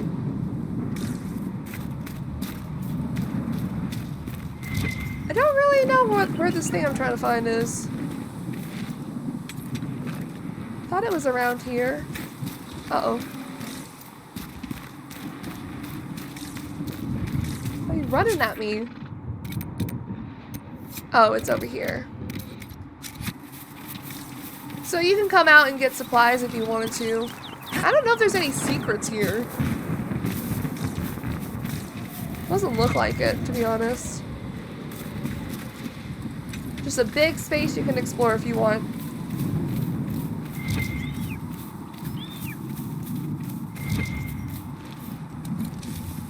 Somewhere near here.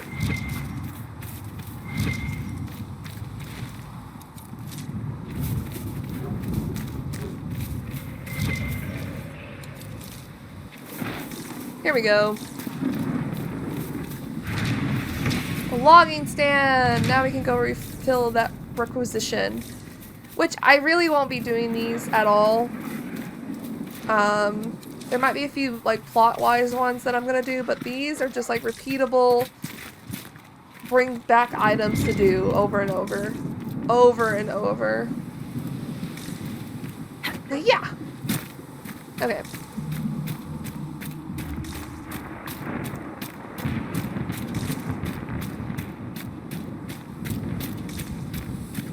Can't believe the lake is frozen over. I do wonder if there's something over here. I don't think there is, so I'm gonna walk over.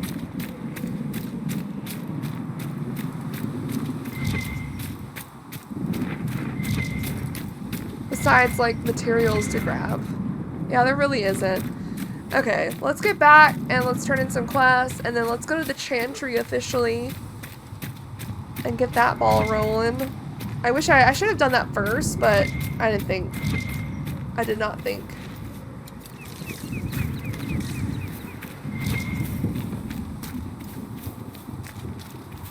Get out of here, Nug!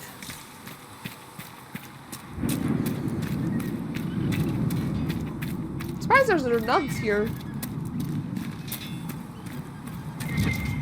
There are also some mages here.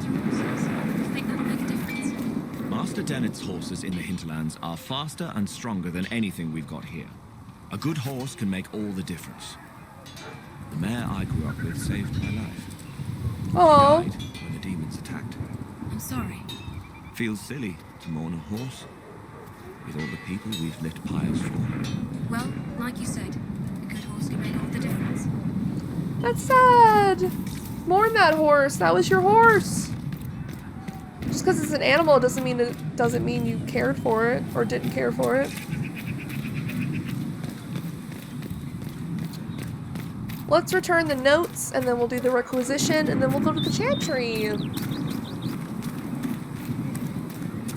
Have you heard about the refugees out in the hinterlands near Redcliffe? Hard going. The mages and the templars put a lot of people out of their homes. Yeah. At least Mother Giselle is there to help. I'd think food and clothing would help more than prayers. True. Physical stuff needs met. We'll try to take care of that when we're there. Hey. You're back. And in one piece. Here's the notes. You said you thought Master Tajan was working on something special. If it helps, I found his notes. The old codger was on the edge of a breakthrough here, but he couldn't see it. You want some of these mixed up? You just give the word. Nice. Farewell. Lyrium potion. I think we'll be okay for now. Perhaps another time. I'll see what I like to deal with when we get into actual combat again. I know we are playing on hard mode, so it's gonna be a little. Gotta manage the health better. We'll be able to seal the breach. I heard some speak of using the templars instead. I suppose that would work as well. Can I help you with something? I'm just trying to. I could go with you. Please, I'm just trying to do this. For your stupid weapons, here you go. Excellent. Excellent, she says. So we're heretics. I think that's all the quest. So let's get into the chantry. Should we surrender?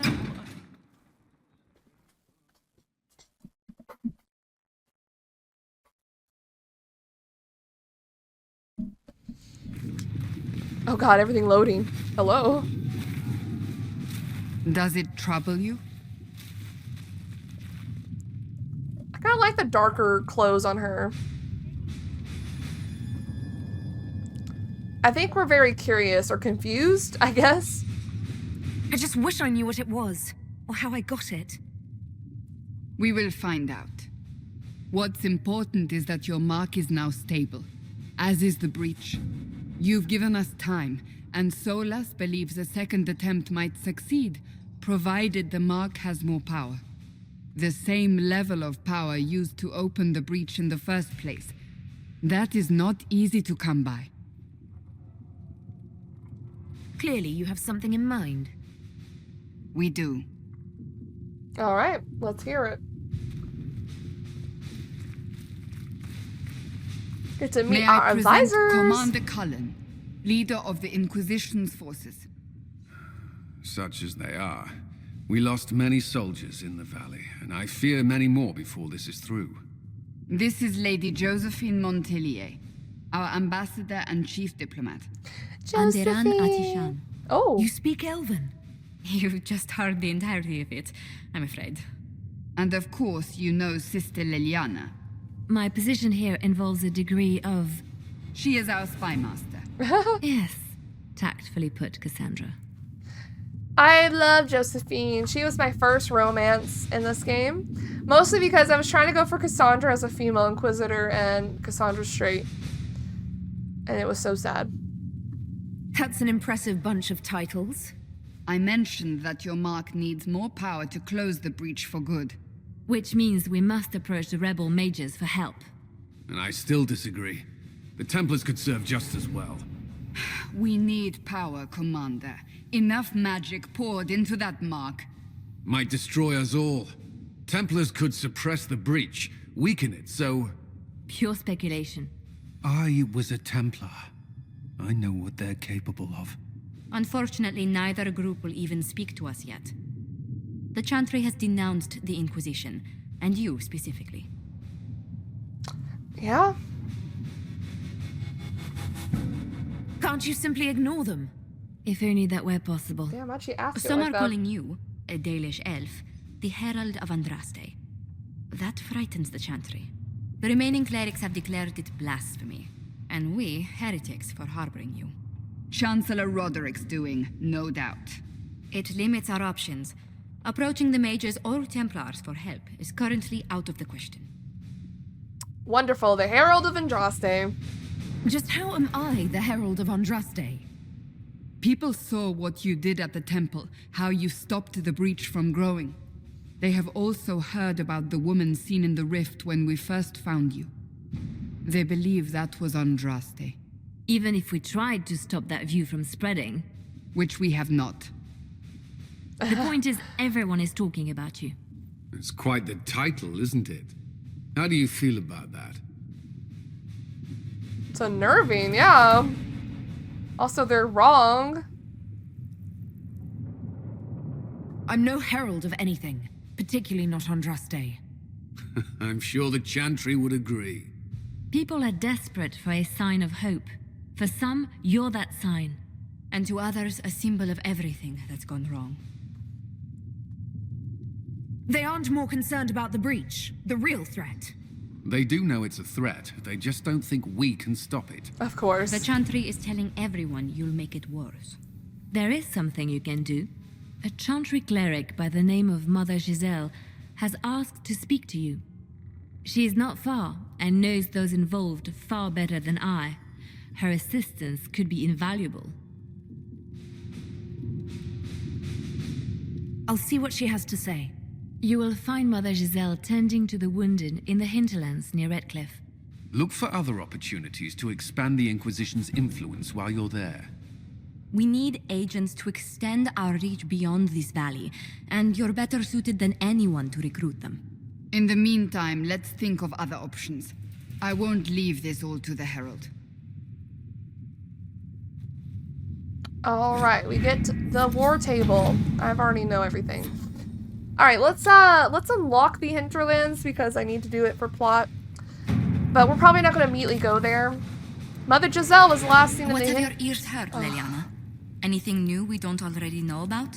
No, nothing. Okay. In the hinterlands outside Redcliffe, tending refugees who fled the fighting between renegade Templars and apostate mages. The latest reports suggest that the vicious struggle between the two groups has spread to the hinterlands, catching the refugees and Mother Giselle in the middle. It is vital to protect her and, if possible, restore order to the area. And then we get to use, I love this, by the way, I love the concept of all this. We get to use secrets, which is Leliana. If Giselle dies, any hope the Chantry support dies with her. My scouts will slip past the fighting, find her, and protect her with their lives. Let's do it.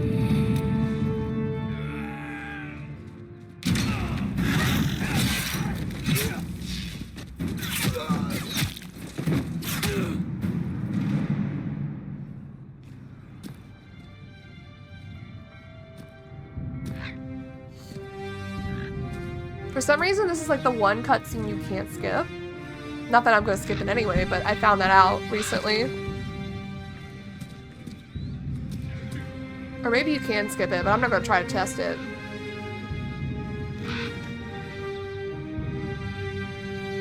Alright. The scouts are protecting Mother Giselle and the refugees. Awesome. We avoided the fighting as best we could. It's every bit as bad as we feared. The apostates are mad, attacking anything that moves, and it appears that the Templars here aren't following anyone's orders any longer. We located Mother Giselle and are trying to protect her, but she refuses to leave the refugees until we ensure their safety. That will be hard to do without troops to push the apostates and the Templars out of the area. Commander Cullen asked me to make inquiries of Master Dennett, a retired horse master of Redcliffe, who lives in the area. We tried to contact him about obtaining better horses for the Inquisition, but we've been unable to get through the fighting. Scout Harding. Thank you. No, do not venture forth. Alright, we have the war table now. And we have quests we can do. Gather coin. We can't do that. Let's get the Black Emporium. Might as well. Also, if you haven't played this game, don't go to the Black Emporium. Apparently it spoils a very big reveal. But you should go after you get to the next area. Next hub area. Voices in the wind speak of a new power abroad in the world. Inquisition, they whisper. An ancient name restored. A memory rekindled and transformed into a blaze of hope. I hear the whispers and summon the fires of the Inquisition. Here in the depths beneath the city of chains, countless mysteries hide in shadow and anticipation of the light. Come, the Black Emporium awaits. Xenon, the antiquarian, must spend his days composing melodramatic invitations to his establishment. I imagine being stuck in a chair for a century leaves one somewhat lacking for entertainment. This particular message was hand-delivered by a cloaked figure at twilight, precisely as the sun disappeared beneath the peaks. My men spied the courier lurking about our outer gates for at least an hour waiting for sunset.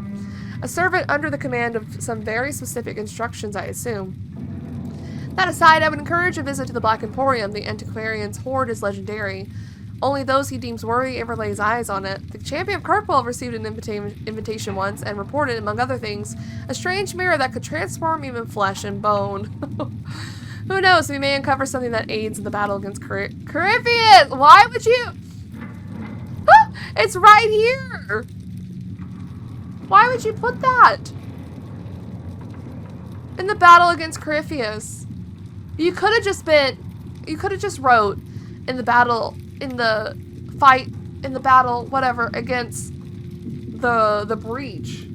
Corypheus didn't have to be dropped. Oh my god, that's such a spoiler if you didn't play the game. You lead passage across the waking sea to Kirkwall. That is easily arranged. Thanks, Cullen. Thanks, buddy. It's such a big fucking spoil to drop there. A ship has been secured. Be wary what you find in the Black Emporium, Inquisitor. I've heard many frightful tales. Cullen. We won't go there yet. I'm gonna do some of these. Contact Clan Llewellyn. Clan Llewellyn offers greetings to the Inquisition and wishes it well in sealing the breach that has opened in the sky. While some Dalish clans hate humans and wish nothing to do with them, Clan Llewellyn has always dealt fairly with all and wished only for the peace. That said, we have on occasion been forced to defend ourselves from those who saw us only as potential victims. It has come to our attention that a member of our clan is being held captive by your Inquisition. She went to the Conclave only to observe the peace talks between your mages and Templars, and we find it highly unlikely that she intentionally violated our customs.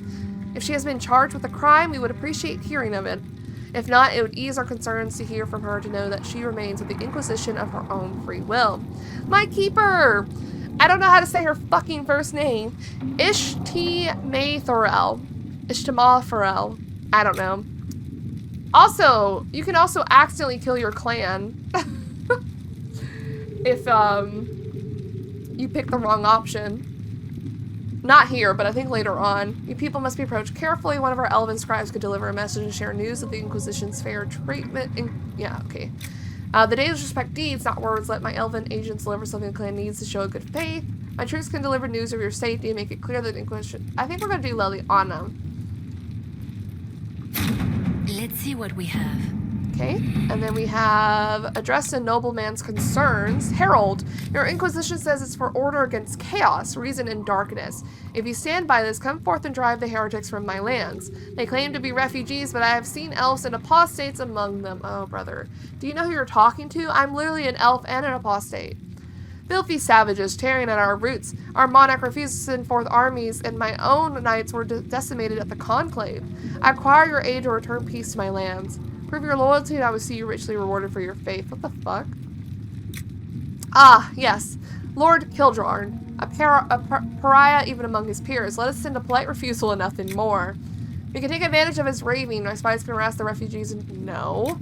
We can send a few patrols, but I prefer they help the refugees, not this Lord Kildrorn. Let's, Oh! Let us begin. Oops. I meant to go to Colin, but we'll do Josephine. Whatever. Terran of Highever, to whom it concerns, the Terran of Highever wishes to convey our deepest sympathies on the death of Divine Justinia V. The Most Holy was incomparable in her wisdom and dedication to peace, and we had high hopes that her conclave would succeed. We will hold a vigil in Highever in remembrance of Justinia and cordially invite the Inquisition to attend. I know Terran Kozlin, and I knew Justinia. I can't attend, but I could write to him. We should send a diplomatic attaché and some of the Templars who knew the Divine. We have a number of Ferelden officers. We could send an honor guard to Highever. I'm gonna use my keys so I don't accidentally click on one. Let's just do this. Cullen seems fine. Cullen seems fine. All right. All right. I'm leaving. Goodbye. Peace. We're gonna keep exploring Haven. Because now that I've done that, we can explore the Chantry. Cassandra disapproves. That's fine. Jesus. Codex. Oh my god. Codex galore. We have Cullen. Whatever you have heard of Kirkwall's rebellion, the truth is far worse. I would spare you that. What remains of Kirkwall's Templars have been under my command for the past few years. We have done what we could to assist with the city's recovery to restore some semblance of order, but my time here is done. Seeker Pentagast has approached me. She wishes to stop the war between mages and Templars. She has been recruiting men and women to the cause and wishes me to oversee the group's military concerns. If the conclave goes well, then we will not be needed. If not, we stand ready. I have decided to take Seeker Pentagast's offer. The circles have fallen. I can give no more to the Templar Order, nor it to me. The Maker has shown me a new path. I must take it. Liliana. The spy master Marjolaine trained Liliana from a young age. For years, Liliana was Marjolaine's instrument in the great game of Orlais. While Liliana was devoted to Marjolaine, the reverse was not true. Marjolaine betrayed Liliana and almost succeeded in killing her. Liliana survived the betrayal thanks to revered Mother Dorothea. Following the betrayal, Liliana spent several years in a cloister in Ferelden, hiding from her past. Inspired by revered Mother Dorothea, Liliana dedicated herself to her faith, discovering peace in a simple life of devotion. But when the fifth blight began, she received what she believed a vision from the Maker. This prompted her to leave her sanctuary, taking up arms against the Darkspawn. Several years after the defeat of the Archdemon, Liliana received a summons from Dorothea, now Divine Justinia V. She returned to Orlais to become an agent of the Sunburst throne. Justinia perished in the explosion that destroyed the Divine Conclave, and Liliana became a founding member and spy master of the new Inquisition. Josephine! Although she wasn't my first pick, I really think her romance is really sweet. It's a classic romance, in my opinion. Josephine Montelier is a noble from the nation of Intiva. She was educated in Valvrio, where she built connections among the court. Once she finished her schooling at a surprisingly young age, Lady Montelier became the official diplomat between King Filgino of Intiva to Empress Celine of Orlais. The appointment suits her. She is well-traveled, familiar with many forms of etiquette, and by all accounts a skilled negotiator. If that endorsement does not suffice, Josephine is a personal friend. I have faith in her. We require someone both influential and trustworthy to be an ambassador for the Inquisition. You cannot tell me you prefer to take the job yourself. No, she can take it. No problem. Creatures. Ram, Nug. Sorry, I'm not reading the creatures ones. The Rebel Mages. Oh, lots of reading, but that's okay. I'm one to read because I don't think I ever read thoroughly on my first few playthroughs. Whereas the Circle was established not merely to protect the world from mages, but also to allow mages to practice their art safely and without fear. And, whereas under Lord Seeker Lambert's command, the Templars sought to protect all people, including mages, from the harmful effects of magic, have instead persecuted mages for such biased judgment as to worsen the problems they were meant to mitigate. And, whereas the right of tranquility, intended as a tool of last resort to stop uncontrolled mages from hurting themselves or others, has intended been used for punitive and political purposes to silence dissent and inhibit civilized discourse. And, why is the and like that? Whereas Andraste herself intended the relationship between mage and Templar to be one of a practitioner and protector, not prisoner and jailer. And this contract has been broken, leaving mages in fear for their lives from those sworn to protect them. Now, therefore, the Circle of Magi declares the following. We, the mages of Ferelden and Orlais, do hereby dissolve the circles and renounce our sworn submission to the Order of the Templars, effective immediately. We reiterate Andraste's assertion that magic was made to serve man, not rule over him, and state unequivocally that we will use our abilities only to defend ourselves from those who would see us relinquish our lives and freedoms under the presumption of guilt for crimes we have not committed. We condemn those practitioners of magic who, through illness of mind or understandable but misguided anger at those who oppress them, would use their making-given powers to threaten innocent lives, and we pledge to aid any legitimate and impartial government in bringing these lawless apostates to justice. We look earnestly to a future of cooperation between our people of Thedas, free from persecution and prejudice, and hope to build a better world alongside all who approach us with friendship instead of fear. Yours in service to Andraste and the Maker, the free mages of Thedas. So there is a group of mages, not the ones attacking the refugees, that wrote this, saying that we don't condone whatever the fuck those guys are doing. We just want to live in peace. We don't want to die just for what we are. The Templar Order, an end of an accord. In the 20th year of the Divine Age, the Navaran Accord was signed. The Seekers of Truth lowered our banner and agreed to serve to the Chantry's right hand, and together we created the Circle of Magi. When the circle was no more, I hereby declare this is the end. Why does it do that? I hate that. Most holy. The Seekers are well aware of the part you played in the rebellion. You called me to the Grand Cathedral in the middle of the night on urgent business, only to speak on trivial matters. And then when I returned to the White Spire, I discovered chaos, and one of your agents in the midst of the apostates. Did you think I would not notice? Did you believe yourself above repercussions for such acts? It was a dark day when the Chantry placed such an incapable woman upon the Sunburst throne. Woe! I will not stand idle and watch you destroy what ages of tradition and righteousness have built. And then in the 20th year of the Divine Age, the Navaran Accord was signed. The Seekers of Truth lowered our banner, agreed to serve as the Chantry's right hand, and together we created the Circle of Magi. With the circle no more, I hereby declare the Accord null and void. Neither the Seekers of Truth nor the Templar Order recognize Chantry authority, and instead we will perform the Maker's work as it was meant to be done, as we see fit. Oh, that's kind of, Signed the day of the 14th year of the Dragon Age, Lord Seeker Lambert Van Reeves. Wow. Templar Order traditional role. Often portrayed as stoic and grim, the Order of Templars were crafted as the martial arm of the Chantry. Armed with the ability to dispel and resist magic in addition to their formidable combat talents, Templars are uniquely qualified to act as both a foil for apostates, mages who refuse to submit to the authority of the Circle, and a first line of defense against the dark powers of blood mages and abominations. While mages often resent the Templars as symbols of the Chantry's control over magic, the people of Thedas see them as saviors and holy warriors, champions of all that is good, armed with piety enough to protect the world from the ravages of foul magic. In reality, the Chantry's militant arm looks first for skilled warriors with unshakable faith in the Maker, with a flawless morale center as a secondary concern. Templars must carry out their duty within an emotional distance, and the Order of Templars prefers soldiers with religious fervor and absolute loyalty over paragons of virtue who might question orders when it comes time to make difficult choices. Yikes, that sounds awful. The Templars' power derives from the substance lyrium, a mineral believed to be the raw element of creation.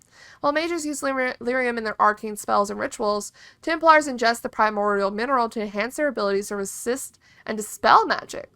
Lyrium use is regulated by the Chantry, but some Templars suffer from lyrium addiction, the effects of which include paranoia, obsession, and dementia. Aww, that's so sad.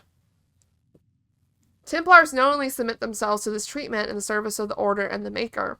It is this sense of ruthless piety that most frightens mages when they draw the Templars' attention. When the Templars are sent to eliminate a possible blood mage, there is no reasoning with them, and the Templars are prepared the mage's magic is all but useless. Driven by their faith, the Templars are one of the most feared and respected forces in Thedas.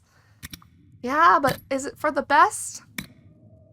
Oh, the study of the Fifth Blight.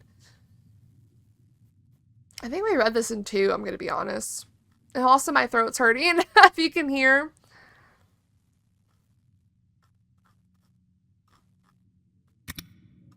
Maybe that's enough reading. I think some of these things we've read while... Is that a song? Was that the song she was singing? Let me write down that I need to read this one.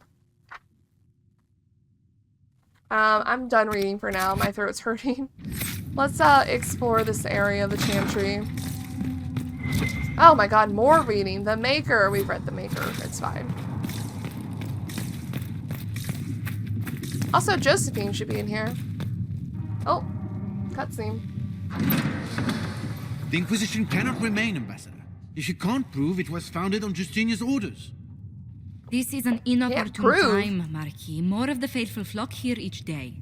But allow me to introduce you to the brave soul who risked her life to slow the magic of the breach.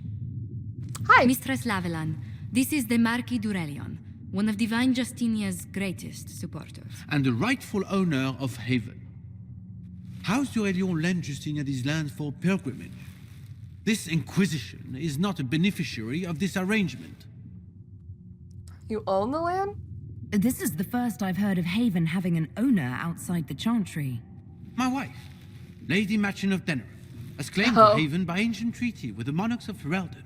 We were honored to lend its use to Divine Justinia. She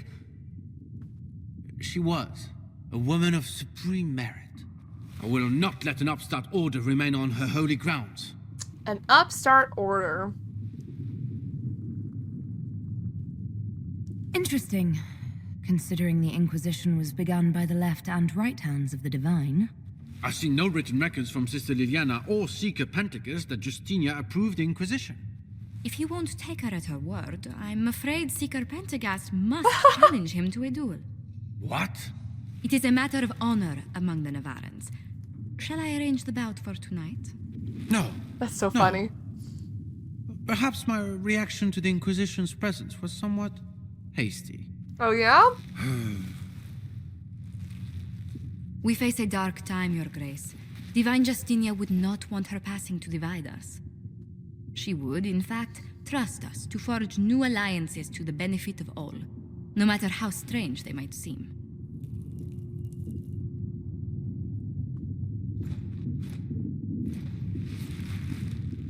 I'll think on it, Lady Montillier. The Inquisition might stay in the meanwhile. Okay.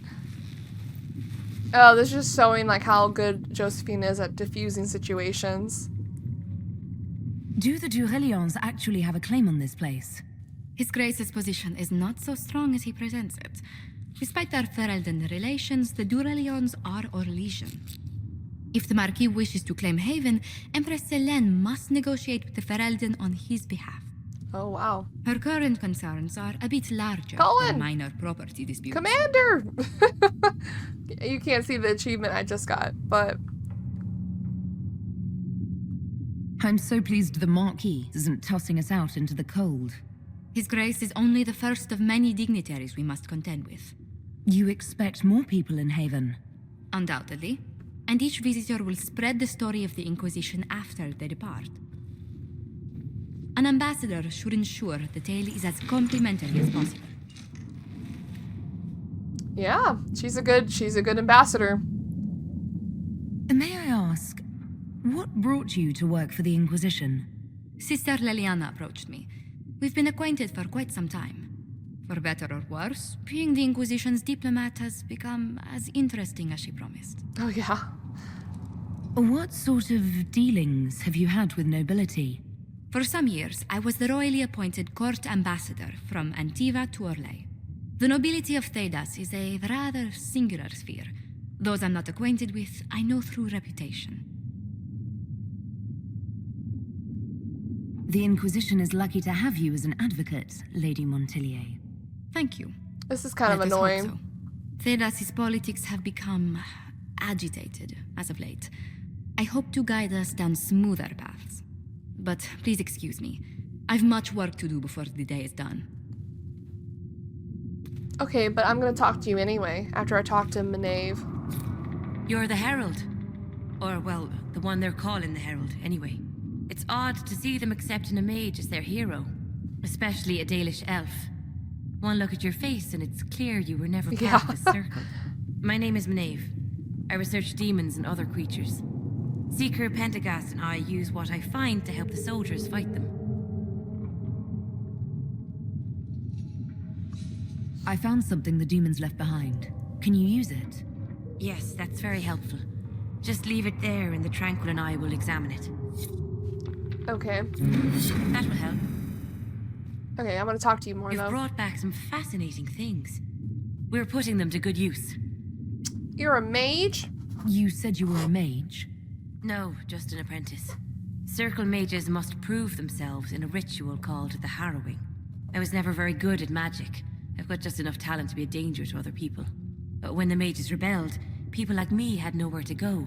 The Templars would have killed us. Luckily, Seeker Pentagast took me in, along with the Tranquil I was Oh my protecting. god. They would have killed you, yeah. You said Cassandra has you researching creatures. Yes.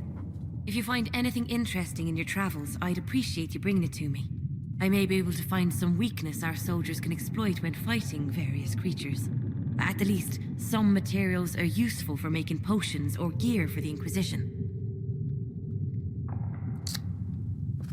I'm surprised that even an apprentice mage wouldn't join the rebellion. I don't like using magic to fight. I'm not good at it either. I liked studying. I liked performing rituals that helped us unlock the secrets of the Veil. I liked having the Templars around to keep us safe.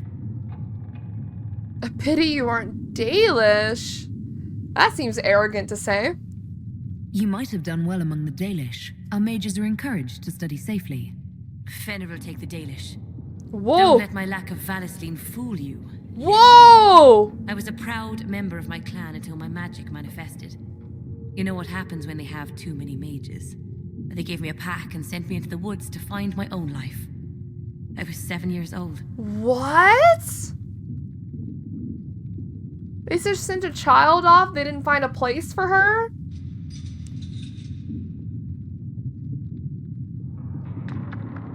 My clan never did that. We sent those gifted with magic to other clans, or... I stumbled into a village, starving and cold, a few weeks later. I started using magic to scare predators away. The villagers saw me make fire in my fist. They were terrified and wanted to kill me. Templars saved me from them. They gave me food and clothes and took me to the Circle. I've seen what life is like without the Templars, and I want no part of it. I just want to study. That's so fucked up. Whatever clan she was a part of. You said that you were keeping some of the Tranquil safe. Yes. The mages took some of them when my Circle rebelled, but the rest were forgotten. Most Circle mages look down on the Tranquil, or try to pretend they don't exist. They don't have any emotions. They can barely take care of themselves, can't defend themselves at all. It's a shame. I like them better than most people. Damn. I'm glad they have someone who cares about them. They deserve better. They're polite, they're rational, and they'll never get angry at you. When they study, they have a focus no normal person could ever match. But the Templars, even some of the mages, mistreated them just because they could. The Tranquil never fought back. If not for that, I don't know. Doesn't really matter now. Why did you decide to research dangerous creatures? I like the outdoors. The idea of the outdoors, anyway. When some monster is coming at you, glowing eyes and burning claws, it's terrifying. But once you know how it works, you can deal with it. True. It's just another part of the world. True. So much of this world is only frightening because we don't understand it. I'll speak with you later. Well, this was very enlightening. Especially, I was like a little taken back by the Dalish stuff. Please bring it in. Oh, there's a book. Children of Andraste. There are many misconceptions regarding Andraste's bloodline, Monsieur. That is due, I should think, to a general lack of knowledge regarding Andraste's mortal life. Understandable, considering that many cult that arose following her death, everyone sought to claim Our Lady for their own culture or claim some aspect of her existence was a lie. All of them complete fabrications. My order has done considerable research to ascertain the truth. We all know Andraste and the Betrayer raised 5 children. The eldest 3 were sons, Isarath, Evrion, and Verald. The rule of what was once something... I'm telling you, my throat is killing me. The rule of what was once southern Tevinter was split among them. Isarath was given the west, what is today Orlais. Everyone was given the east, what is today the Free Marches. Verald was given the central Planocene, what is today Navarra. What became of these men and their legacies is the stuff of legend, and the majority of the claimants to Andraste's bloodline link back to one of them. None of the 3 sons, however, were born of Andraste. They were born of the Betrayer's concubine, Gillivan. People chose to overlook the fact that Andraste came from the Alamari tribesmen and that they were barbarians. Not the Ferelden's we knew today. They were savage warriors who took concubines in addition to their wives, and because Andraste was thought to be too weak to bear children, the Betrayer took Gillivan to provide him heirs, which she did. After her death, the sons were raised as Andraste's own. So she never gave children of her own. Interesting. Later in life, Andraste proved predictions wrong and had 2 daughters by the Betrayer, Eberus and Vivival. Vivile? They were kept out of the public eye and not permitted to marry, though both had consorts. Eberus had but one child, Ali Vamar, who perished on a voyage to Dinnerim, less than a month after her mother fell to plague, and without children of her own. Wow. The younger daughter, Vivile, was more controversial, a strong-headed woman who defied her family by falling in love with a mage of Tevinter, Regulon. Vivile, oh god, how do you say her name?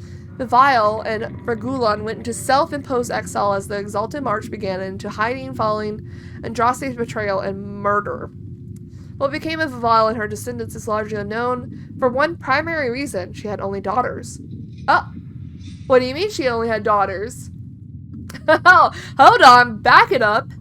Each of those daughters only had daughters. They married into other families and took other names, and in the chaos of the Second Blight, all traces of survivors were lost. Andraste's true bloodline, if it exists, lies solely in the descendants of Vivile, and the suspicions of my orders that it produces only daughters. Thus, the claims of your young man, Mazur, are highly suspect. What do you mean she only had daughters? And only they had daughters? It kind of reminds me of Plymouth. There's this thing about how Andraste is Plymouth. And Mythal and all that. Hi. Good day to you. How do you and Leliana know each other? We moved through similar circles in Orlais. I believe we actually met in Val Royaux. Leliana was quite an accomplished player of the game by then. Okay. What exactly do you mean when you say the game? Forgive me. The game refers to the slow duels of influence among the noble and powerful of Orlais. It's a rather light-hearted name for the matter, but Orlesians are fond of playful touches. Of course they are. What? Why didn't she voice that? Whatever. What business are the Montiliers in exactly? We began as merchants. My ancestors founded the first trade routes to Rivain. We once sent entire fleets across the Waking Sea. Once? But not anymore. No. These days, our vessels are a touch more modest. What did you do before coming here? I had the great honor of serving Antiva's crown as ambassador to Orlais. I'm also first in line to become the head of House Montilier, though my siblings attend to our mercantile affairs. How strong are your past loyalties? I would never have given up my position if I did not intend to fully commit to the Inquisition. We cannot fall back on borders. Antiva is as threatened as any country by the rebellions. True. If anything, the alliances I forged there may help our current cause. Do you think the Inquisition will continue after we seal the breach? If we prove ourselves by healing the breach, people may turn to us for other things. Protection, counsel, justice. The Inquisition offered these once to those in need. But they also gave up the mantle eventually. Tell me, do you believe I was saved by Andraste at the Temple of Sacred Ashes? I should much like to believe so, Your Worship. The miracles Andraste performed were so long ago, they're difficult to picture. If it were truly her and the Fade who saved you... Well, in any case, many already believe you walk in the Maker's light. Let's speak later. Another time. Well, I'm actually going to keep speaking to her. What exactly does your job entail? I meet with ambassadors from various factions and countries and cement alliances with them. We are a young cause. Diplomacy is essential to our credibility. Then you speak for the Inquisition with these nobles? I do. Someone must foster goodwill on our behalf, as well as prevent controversy as news of us spreads. Right. You know, a Dalish elf mage as the Herald of Andraste. How heavily are our actions scrutinized? Make no mistake. Every noble house, every throne is waiting to see what the Inquisition does next. Many are willing to pledge support if offers are made in just the right fashion. I intend to see that they are. Okay. Tell me how you came to work for the Inquisition again. I'd been considering leaving my post in Antiva for a new challenge when Leliana recruited me. There's such unrest in Thedas, and the Inquisition seems a promising method to stop it. It's to everyone's benefit if we prevent the Mage-Templar conflict from spreading further. Order? So was it the prospect of stability that drew you here? The full impact of the Mage Rebellion has yet to be felt, and that was before the death of the Divine. The violence must be curbed before we see it turn to full-scale war.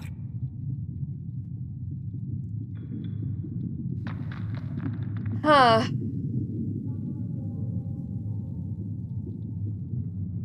More people shouldn't have to die.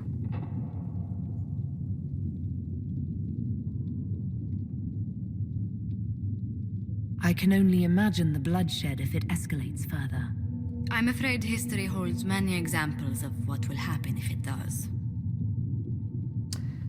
Anything to report? What do the people make of us? Despite our fame, we're low on steadfast allies. We must aim for more. Any visiting dignitaries I should watch out for? Sir Griffith of Denerim, a most distinguished knight of the realm. He's defeated darkspawn, slain demons, chased down abominations. Just Don't ask him about it over dinner. He spares no detail. Can I actually talk to that dude that she just mentioned? And then we have this down here. We have holding cells. I think the funniest, okay, I can still hit it. The funniest thing as a Qunari Inquisitor is I came down here and bumped into that with my horns immediately on my first playthrough. Oh god, what is it? Boundary of the no, we've read that. I'm pretty sure, 100% sure. Yep, we read that as well. I'm not worried about that. We know enough about the Chantry. I think that's just really for people who don't know anything about Dragon Age. I think we need to wait for Sarah when we can open these.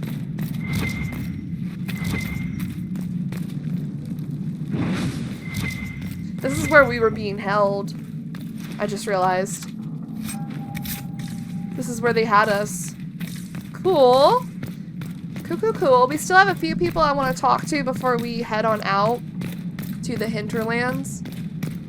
Kind of want to tidy up Haven as much as I can.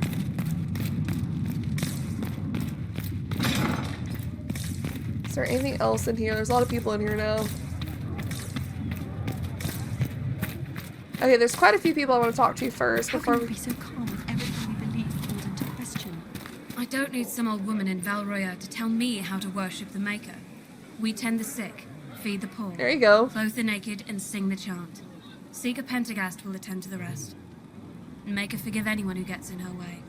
She's right though. We feed, clothe, help, and do what we can. I think, okay, we'll go back up to Liliana. I miss Liliana. Oops. Still got demons pouring out of the rifts. Oh, that's it? Okay. Sorry, I was so, like, I want to come down here and talk to, like, Cullen and, Cassandra.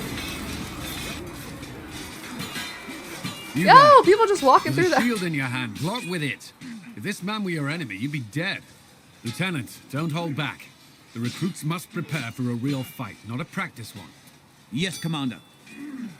Oh, I'm also just walking through it all. We've received a number of recruits. Locals from Haven and some pilgrims. None made quite the entrance you did. That wasn't my idea. I'd be concerned if it was. I was recruited to the Inquisition in Kirkwall myself. I was there during the Mage Uprising. I saw firsthand the devastation it caused. Sir. Cassandra sought a solution. When she offered me a position, I left the Templars to join her cause. Now it seems we face something far worse. I must have this mark for a reason. It will work. I'm sure of it. Provided we can secure aid, but I'm confident we can. The Chantry lost control of both Templars and Mages. Now they argue over a new divine while the breach remains. The Inquisition could act when the Chantry cannot. Our followers would be part of that. There's so much we can... Forgive me. I doubt you came here for a lecture. Listen. Colin has been built up over the games, and I really like his character development through the 3 games. Unfortunately, my other Elven Mage, the second to Clan Llewellyn in my playthroughs, romances him, not this one. You've given this a lot of thought. I know what happens when order is lost. Oopsie. And action comes too late. There's still a lot of work ahead. Commander, Sir Ryden has a report on our supply lines. As I was saying. Work. It never ends. But now we can talk to him. So let's do that. Hello, Cullen. Did you need something? I'd like to know more about the Templars. If you need insight into what the Order is doing now, I'm afraid I can't offer more than you already know. Anything else, I will answer as best I can. Why did you join the Order? I could think of no better calling than to protect those in need. I used to beg the Templars at our local chantry to teach me. Oh, yeah. At first, they merely humored me. I must have shown promise, or at least a willingness to learn. The Knight Captain spoke to my parents on my behalf. They agreed to send me for training. I was 13 when I left home. 13? That's still so young. I wasn't the youngest there. Some children are promised to the Order at infancy. Still, I didn't take on full responsibilities until I was 18. The Order sees you trained and educated first. What about your family? Did you miss them? Of course, but there were many my age who felt the same.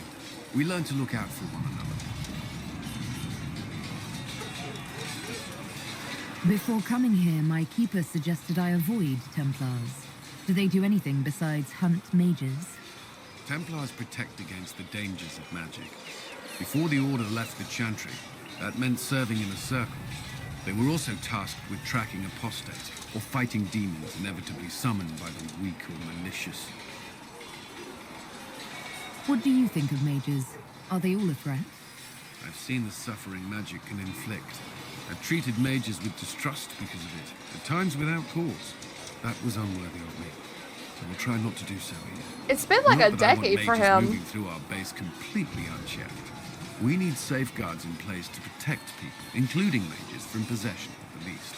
It's been like, I think, a decade since Cullen has come from Origins. I think it's been around that many years. So it's nice to see that his opinion has changed. You've lived in the Circle. What was a typical day for a Templar there? Typical? The last time I was in a circle was right before it fell apart. Nothing was typical. Before that, then? Certain rituals require a full guard. A mage's howling, for instance. I've attended a few.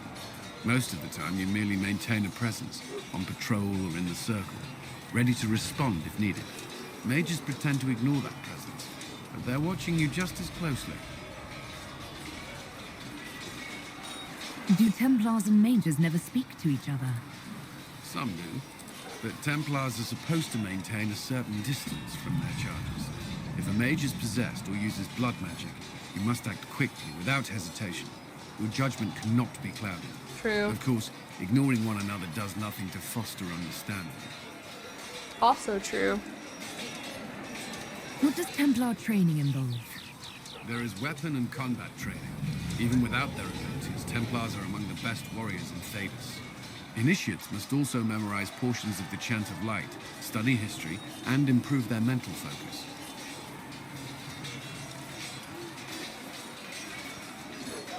Did you enjoy your training? I wanted to learn everything. If I was giving my life to this, I would be the best Templar I could. You were a model student. I wanted to be. I wasn't always successful. Watching a candle burn down while reciting the chant of transfigurations wasn't the most exciting task. And I admit, my mind sometimes wandered. His mind wandered. Do Templars take vows?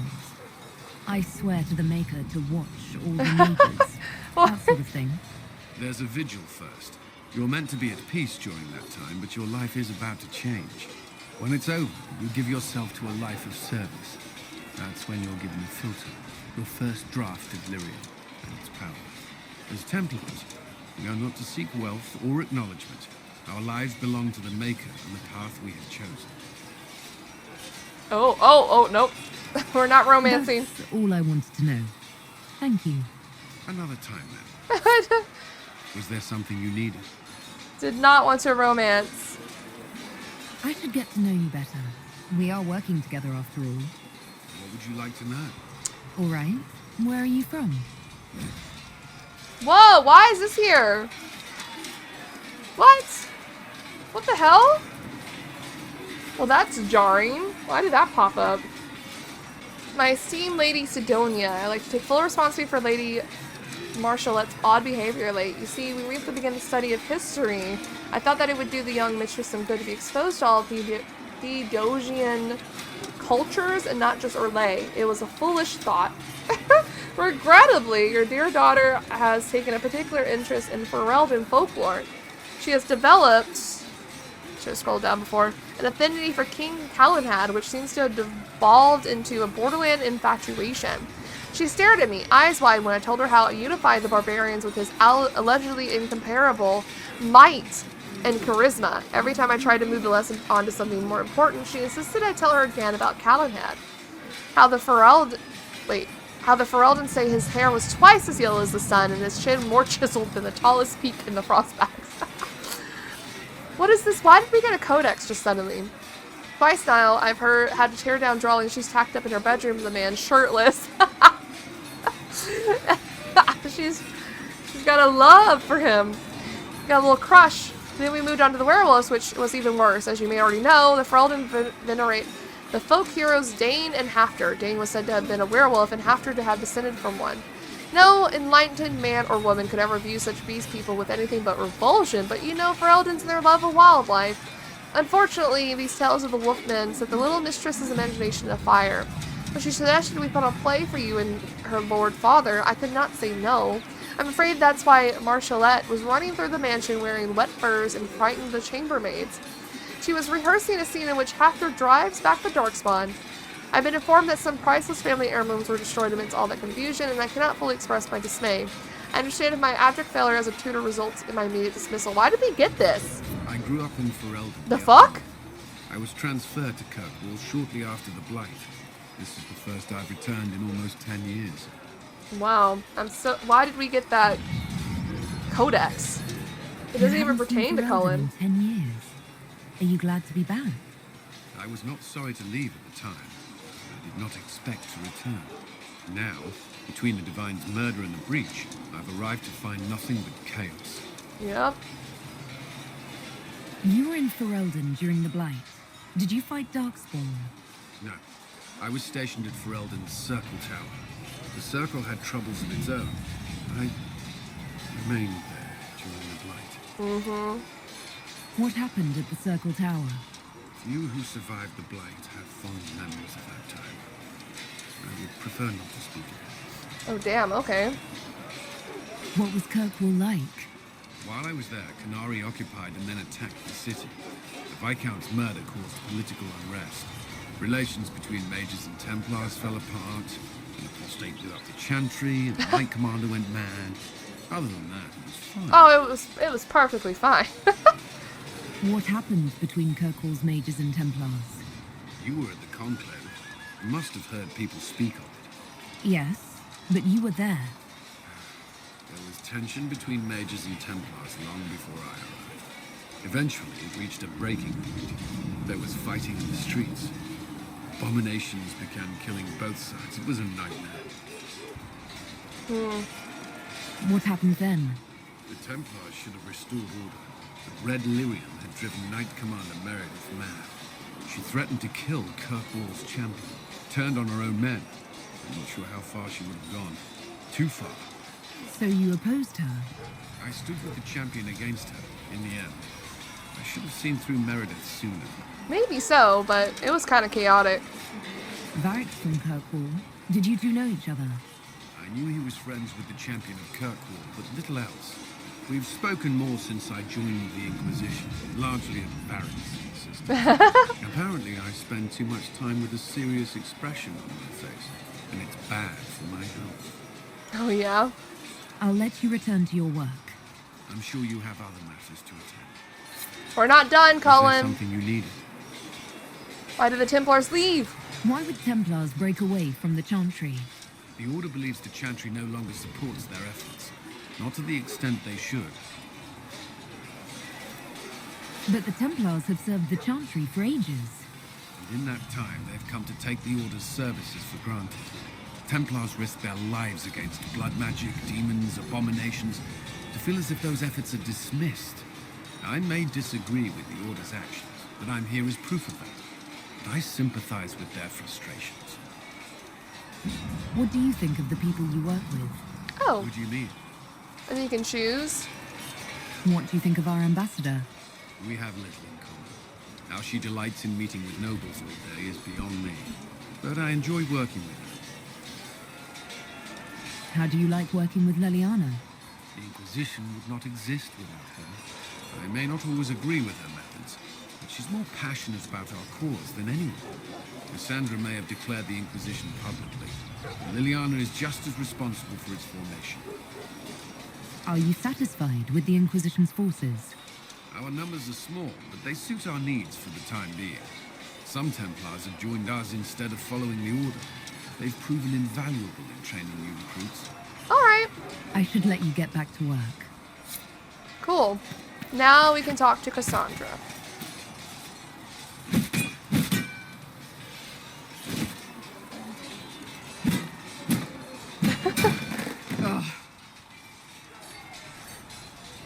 And then you can flirt with her here. Why would they do this to me? Look at her face. She's like so happy to see her. I think you need practice dummies made of sturdier stuff. That would be nice. Oh my god. Like maybe iron. Did I do the right thing? She seems so mad. What I have set in motion here could destroy everything I have revered my whole life. One day they may write about me as a traitor, a madwoman, a fool, and they may be right. What does your faith tell you? I believe you are innocent. I believe more is going on here than we can see. And I believe no one else cares to do anything about it. They will stand in the fire and complain that it is hot. She's so right. But is this the Maker's will? I can only guess. They will stand in the fire and complain it is hot. It's so real. You don't think I'm the Herald of Andraste? I think you were sent to help us. I hope you were. But the Maker's help takes many forms. Sometimes it's difficult to discern who it truly benefits, or how. Okay. What's going to happen now? Now, we deal with the Chantry's panic over you before they do even more harm. Then we close the breach. We are the only ones who can. After that, we find out who is responsible for this chaos, and we end them. We end and them? And if there are consequences to be paid for what I have done, I pay them. I only pray the price is not too high. You didn't have any choice. Didn't I? Why are we smiling so much? My trainers always said, Cassandra, you are too brash. You must think before you act. I see what must be done, and I do it. I see no point in running around in circles like a dog chasing its tail. But I misjudged you in the beginning, did I not? I thought the answer was before me, clear as day. I cannot afford to be so careless again. Can't say I'm not grateful to hear that. I can be harsh, I know. I like Cassandra. You've said you don't believe you're chosen. Does that mean you also don't believe in the Maker? I mean, yeah, I believe in elven gods. I'm Dalish. I believe in our own gods. And there's no room among what about your gods for one more? I suppose it doesn't matter now. I have to believe we were put on this path for a reason, even if you do not. Now it simply remains to see where it leads us. And you know, we could do the reverse card, reverse Uno, and be like, are there not room for like, how many elven gods are there? Like 7, 8? Are there not room for 8 more for you? Anyway, I like Cassandra. It occurs to me I don't actually know much about you. You don't? What do you want to know? I'm not sure. Where are you from? Where am I from? My clan never stayed in one place for long, though we primarily roamed the free marches. Oh? I didn't think your people roamed that far north. But clearly I'm mistaken. I'm told some members of your clan might still be alive. Do you intend to go back?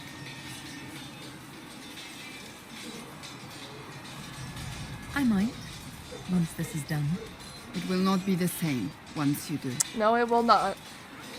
I'd like to get to know you better. You would? Is that a problem? Not entirely. I'm just curious to your motivation. You just told me you want to know more about me, and now I'm asking the same thing, and you're like, what? No motivation beyond making things between us less... antagonistic? Exactly. As you wish. My name is Cassandra Pentecost. daughter of the royal house of Navarra, 78th in line for the 78. Navarran throne. I joined the Seekers of Truth as a young woman, and was with the Order until they withdrew from the Chantry. I remained as the Divine's right hand, carrying out her order to form the Inquisition. And here we are. That's all there is to know, my lady.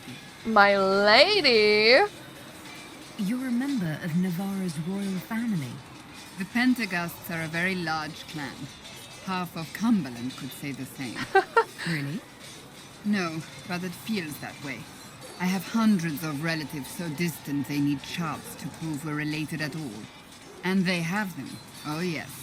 The Pentaghasts value their precious blood like it runs with gold. I cannot wait to see Navarra in Velgard. And you joined the Seekers to get away from them? It was a life worth getting away from. The Pentaghasts are famed for dragon hunting, but few actually pursue the craft.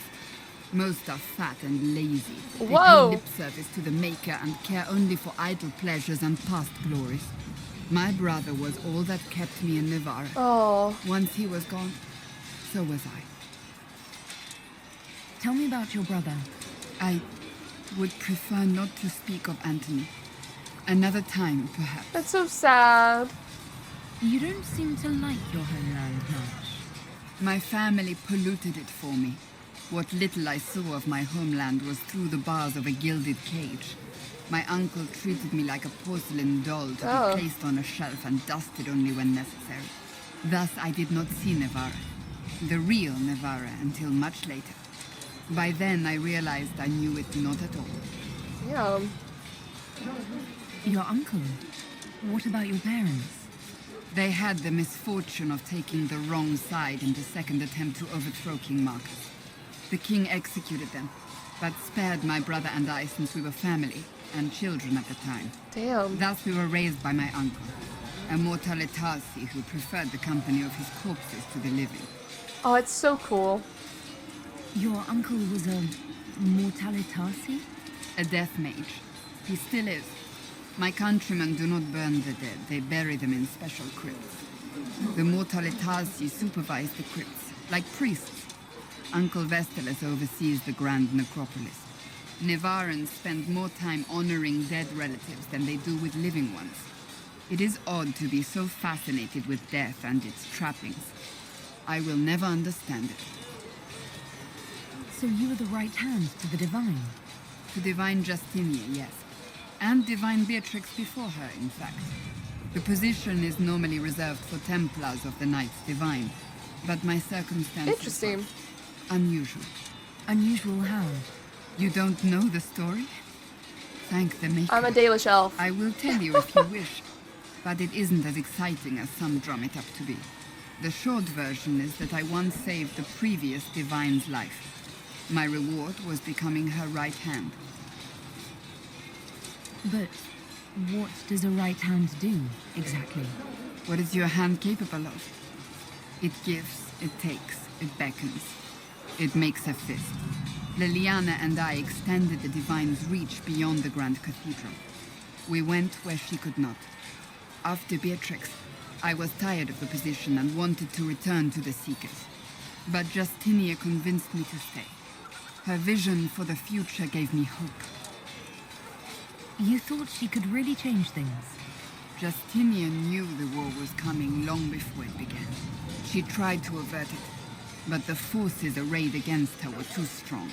Sometimes you have to break a bone so it can be reset. That's where the Inquisition comes in. Oh, okay. It was to be the answer. A means to preserve as well as an agent for change. I only wish she had lived to see it.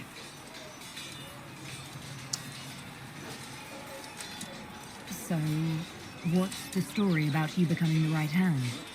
Sweet Andraste, do you really want to hear that? Sure. It was, what, 18, 20 years ago? Some still discuss it like it happened yesterday. The tale gets bigger each time it's told. I barely recognize myself within it now. That's how stories work. That's what happens with stories that become legends. I am not a legend, nor was I then. I was a young woman barely out of training. To hear others tell it, I alone saved divine Beatrix from a horde of dragons sent to assault the Grand Cathedral. Rather impressive for such a young seeker, wouldn't you say? And the truth is? I stumbled upon a conspiracy to kill Beatrix. A Templar Knight Commander was at its heart, and there was a dragon battle at the Grand Cathedral, but I had help from loyal mages who rallied to the cause. They freed the dragons from magical control. Without them, the Divine and I would both have died. Yet I became the right hand, and they are forgotten. As stories tend to go, they don't like to include the, what's the word? People who are like mages, elves. Well, you're delightful! Ah, don't do this to me. What happened to the mages that helped you? They went back to their circles, with rewards and privileges and most holy gratitude. Many of them died at the convent. Typical of the Chantry. I think you're a hero, no matter how you downplay it. Fine. But it was 20 years ago. I will not rest upon my laurels. Okay, fair enough, fair enough. You don't have to get back to work. You need to make new stories. Okay, let's go talk to Liliana. I think I'm tired of Haven and reading. I want to start moving forward with the story, but we're gonna talk to Liliana first because I forgot to, and then we'll probably bring this episode to a close. We spent a long time in Haven. Learned child is a blessing upon his parents and onto the men. How do you think they'll close that huge hole in the sky? Hello, Liliana. Templars, I'd imagine. I've seen them. Blessed are the peacekeepers, the champions of the just. Blessed are the righteous, the lights in the shadow. In their blood, the Maker's will is written. Is that what you want from us? Blood? To die so that your will is done? Is death your only blessing? You speak Fandraste, no? No, I don't. What does the Maker's prophet have to say about all of this? What's his game? How is this a game? Do you see the sky? What about the temple ruins? The bones lying in the dust? Even if you didn't support the Divine's peace, you wouldn't call this right. Who could?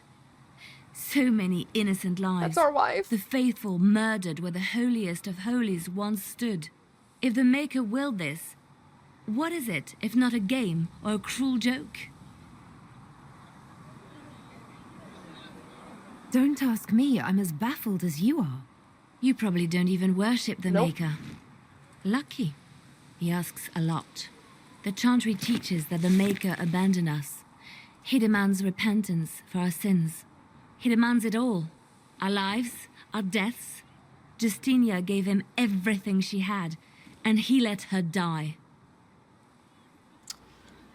People die.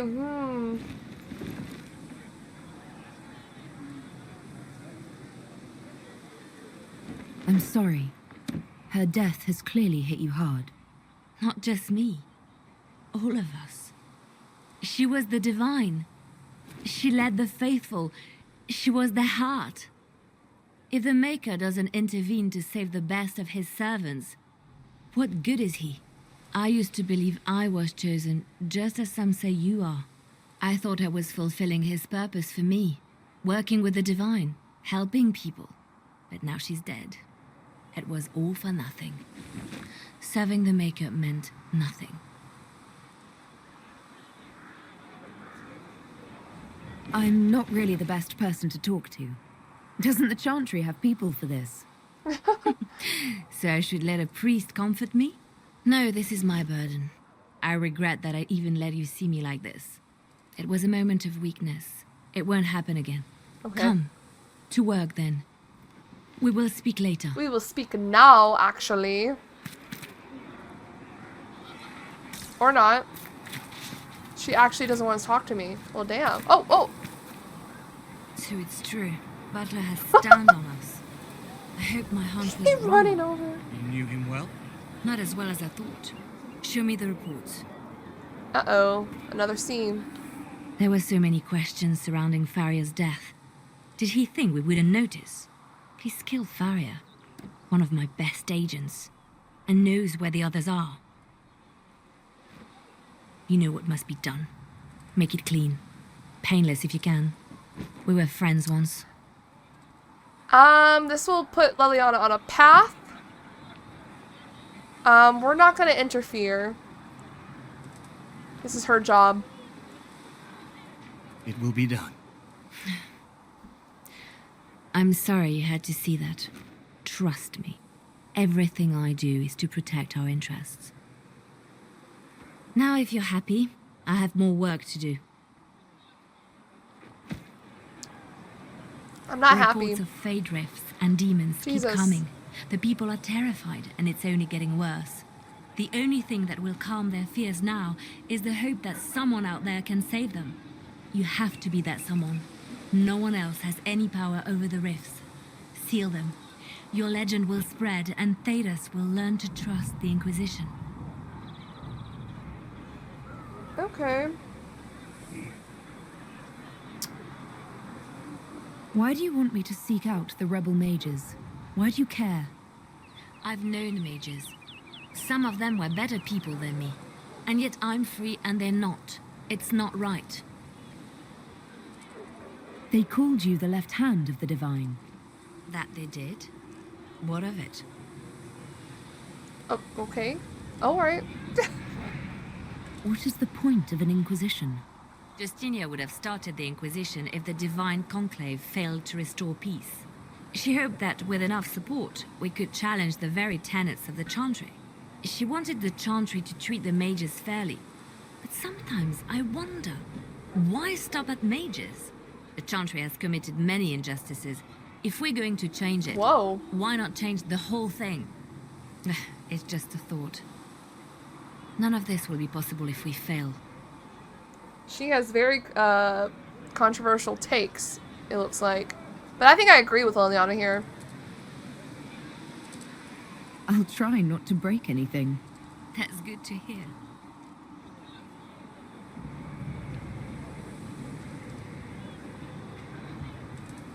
I could use the left hand of the divine at my side out there.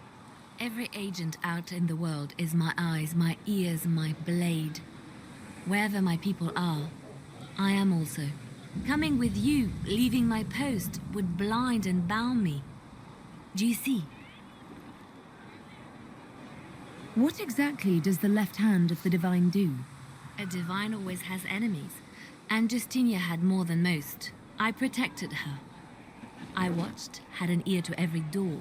I identified threats, and I dealt with them. Interesting that the left and right hand have different jobs, I guess would be the word. Different things they had to do to, for Justinia. Why did Justinia have so many enemies? There were many who felt she was unfit to be divine. She had a past, a worldly life.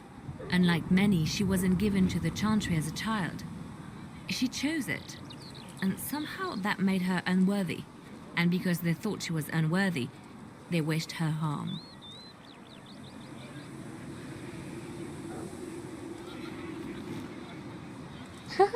So you were her spy master too? I handled difficult situations that couldn't be resolved through more delicate means. Delicate means? I'd like to hear about Justinia. What was she like?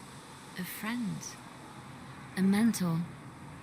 Like me, she had secrets, made mistakes. It made her human. I think her followers responded to that.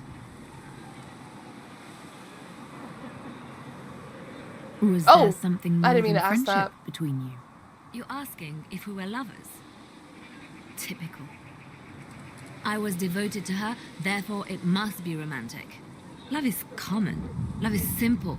My bond with Justinia was something greater. She was a sister, a mother, a teacher. So to answer your question, yes, it was more than friendship. Actually, I like hearing her answer because it wasn't love in the romantic sense. It was love, I guess, in a familiar sense, like a family sense as well. How did you and Justinia meet? I met her a long time ago, before she became divine. Before she was Justinia. Leliana song. When I met her, she was Mother Dorothea. I was at my lowest. Broken. Lost. And she saved me. No, wait. She hates it when I say that. I saved myself. She just showed me it was possible.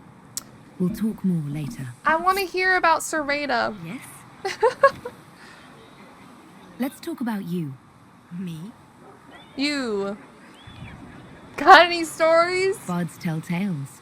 I bet you tell some good ones. There are plenty of tales in the library. Perhaps you should look for them there. Oh, as Serena, a Dukin, and Origin, she would tell us all kinds of tales, and now she doesn't. What did you do before you worked for the Divine? I was a bard, an Orlesian spy for many years. For a time, I also served a small cloister in Lothering. After the Blight, the Divine called on me to oversee her personal network. I'd like to be a bard. Can you teach me to be a bard? Being a bard is so much more than being a spy. It involves a keen understanding of politics, the ebb and flow of influence, the great game. The bard's is an intricate dance where a smile can be sharper than any dagger. The best way to learn is to immerse yourself in it. Perhaps when this is all over, I'll teach you. I should leave you to your work. We can always talk later. Okay. She, like, teleported around. Did you need something? Do you have anything else? Well connected. You seem to know a great many people. I have made friends, and on occasion enemies. It's unavoidable. Ah, the hero for Velden. You have a history with the Warden who entered the Blight, don't you? She's always in my thoughts. Aww. Even when we're far apart. My love is on a quest of her own. When the Inquisition has no further need of me, I will join her. For good this time. Aww. I have lost enough. I will not lose her as well. That's so sweet. They say you spent some time in Lothering. Did you know the champion? We spoke a few times. I seldom left the Chantry, and we never became more than casual acquaintances. I saw more of the Hog twins. Oh. Bethany in particular. She would spend time in meditation at the Chantry, and she seemed to like my stories. The other one, a young man, he was a little surly. I did encounter the champion again later in Kirkwall. Those were terrible times. Yeah. Oh. Was this when the Chantry was destroyed? No, that happened later. But even then, the news coming out of Kirkwall was disheartening. There were some in Valrailleux who wanted the Divine to declare an exalted march on Kirkwall. Justina sent me there to see if that could be avoided, to gather evidence to calm those agitating for war. I guess it didn't matter in the end. We can continue this conversation later. You know where I am. Is there Did more? you need something? Anything I should know? I've nothing to report at the moment. Cool. I'll leave you to your work. Alright, I think with that, we've talked to so many people. We've done so much. I think we're going to bring this episode to a close. I'm going to get in here. Nice and cozy. Heaven has been filled with silence. I knew that has been filled with silence. Oh god, and okay. I knew then. I'm gonna bring this episode to a close. I'm gonna pause because I don't want to hear them talking. We've talked to everyone we can currently in Haven. I think we'll dive into the hinterlands in the next episode. I don't know how I'm gonna handle all that. There's always the running joke of 99 quests in the hinterlands, 99 more to go. It's very vast. We're not going to probably try to stick in there too long. I kind of just want to focus on the refugees and get a foothold and help Mother Giselle, and then maybe we'll move forward with the plot to get our other companions going. But we'll worry about that next episode. For now, thank you guys so much for watching, and I'll see you in the next one.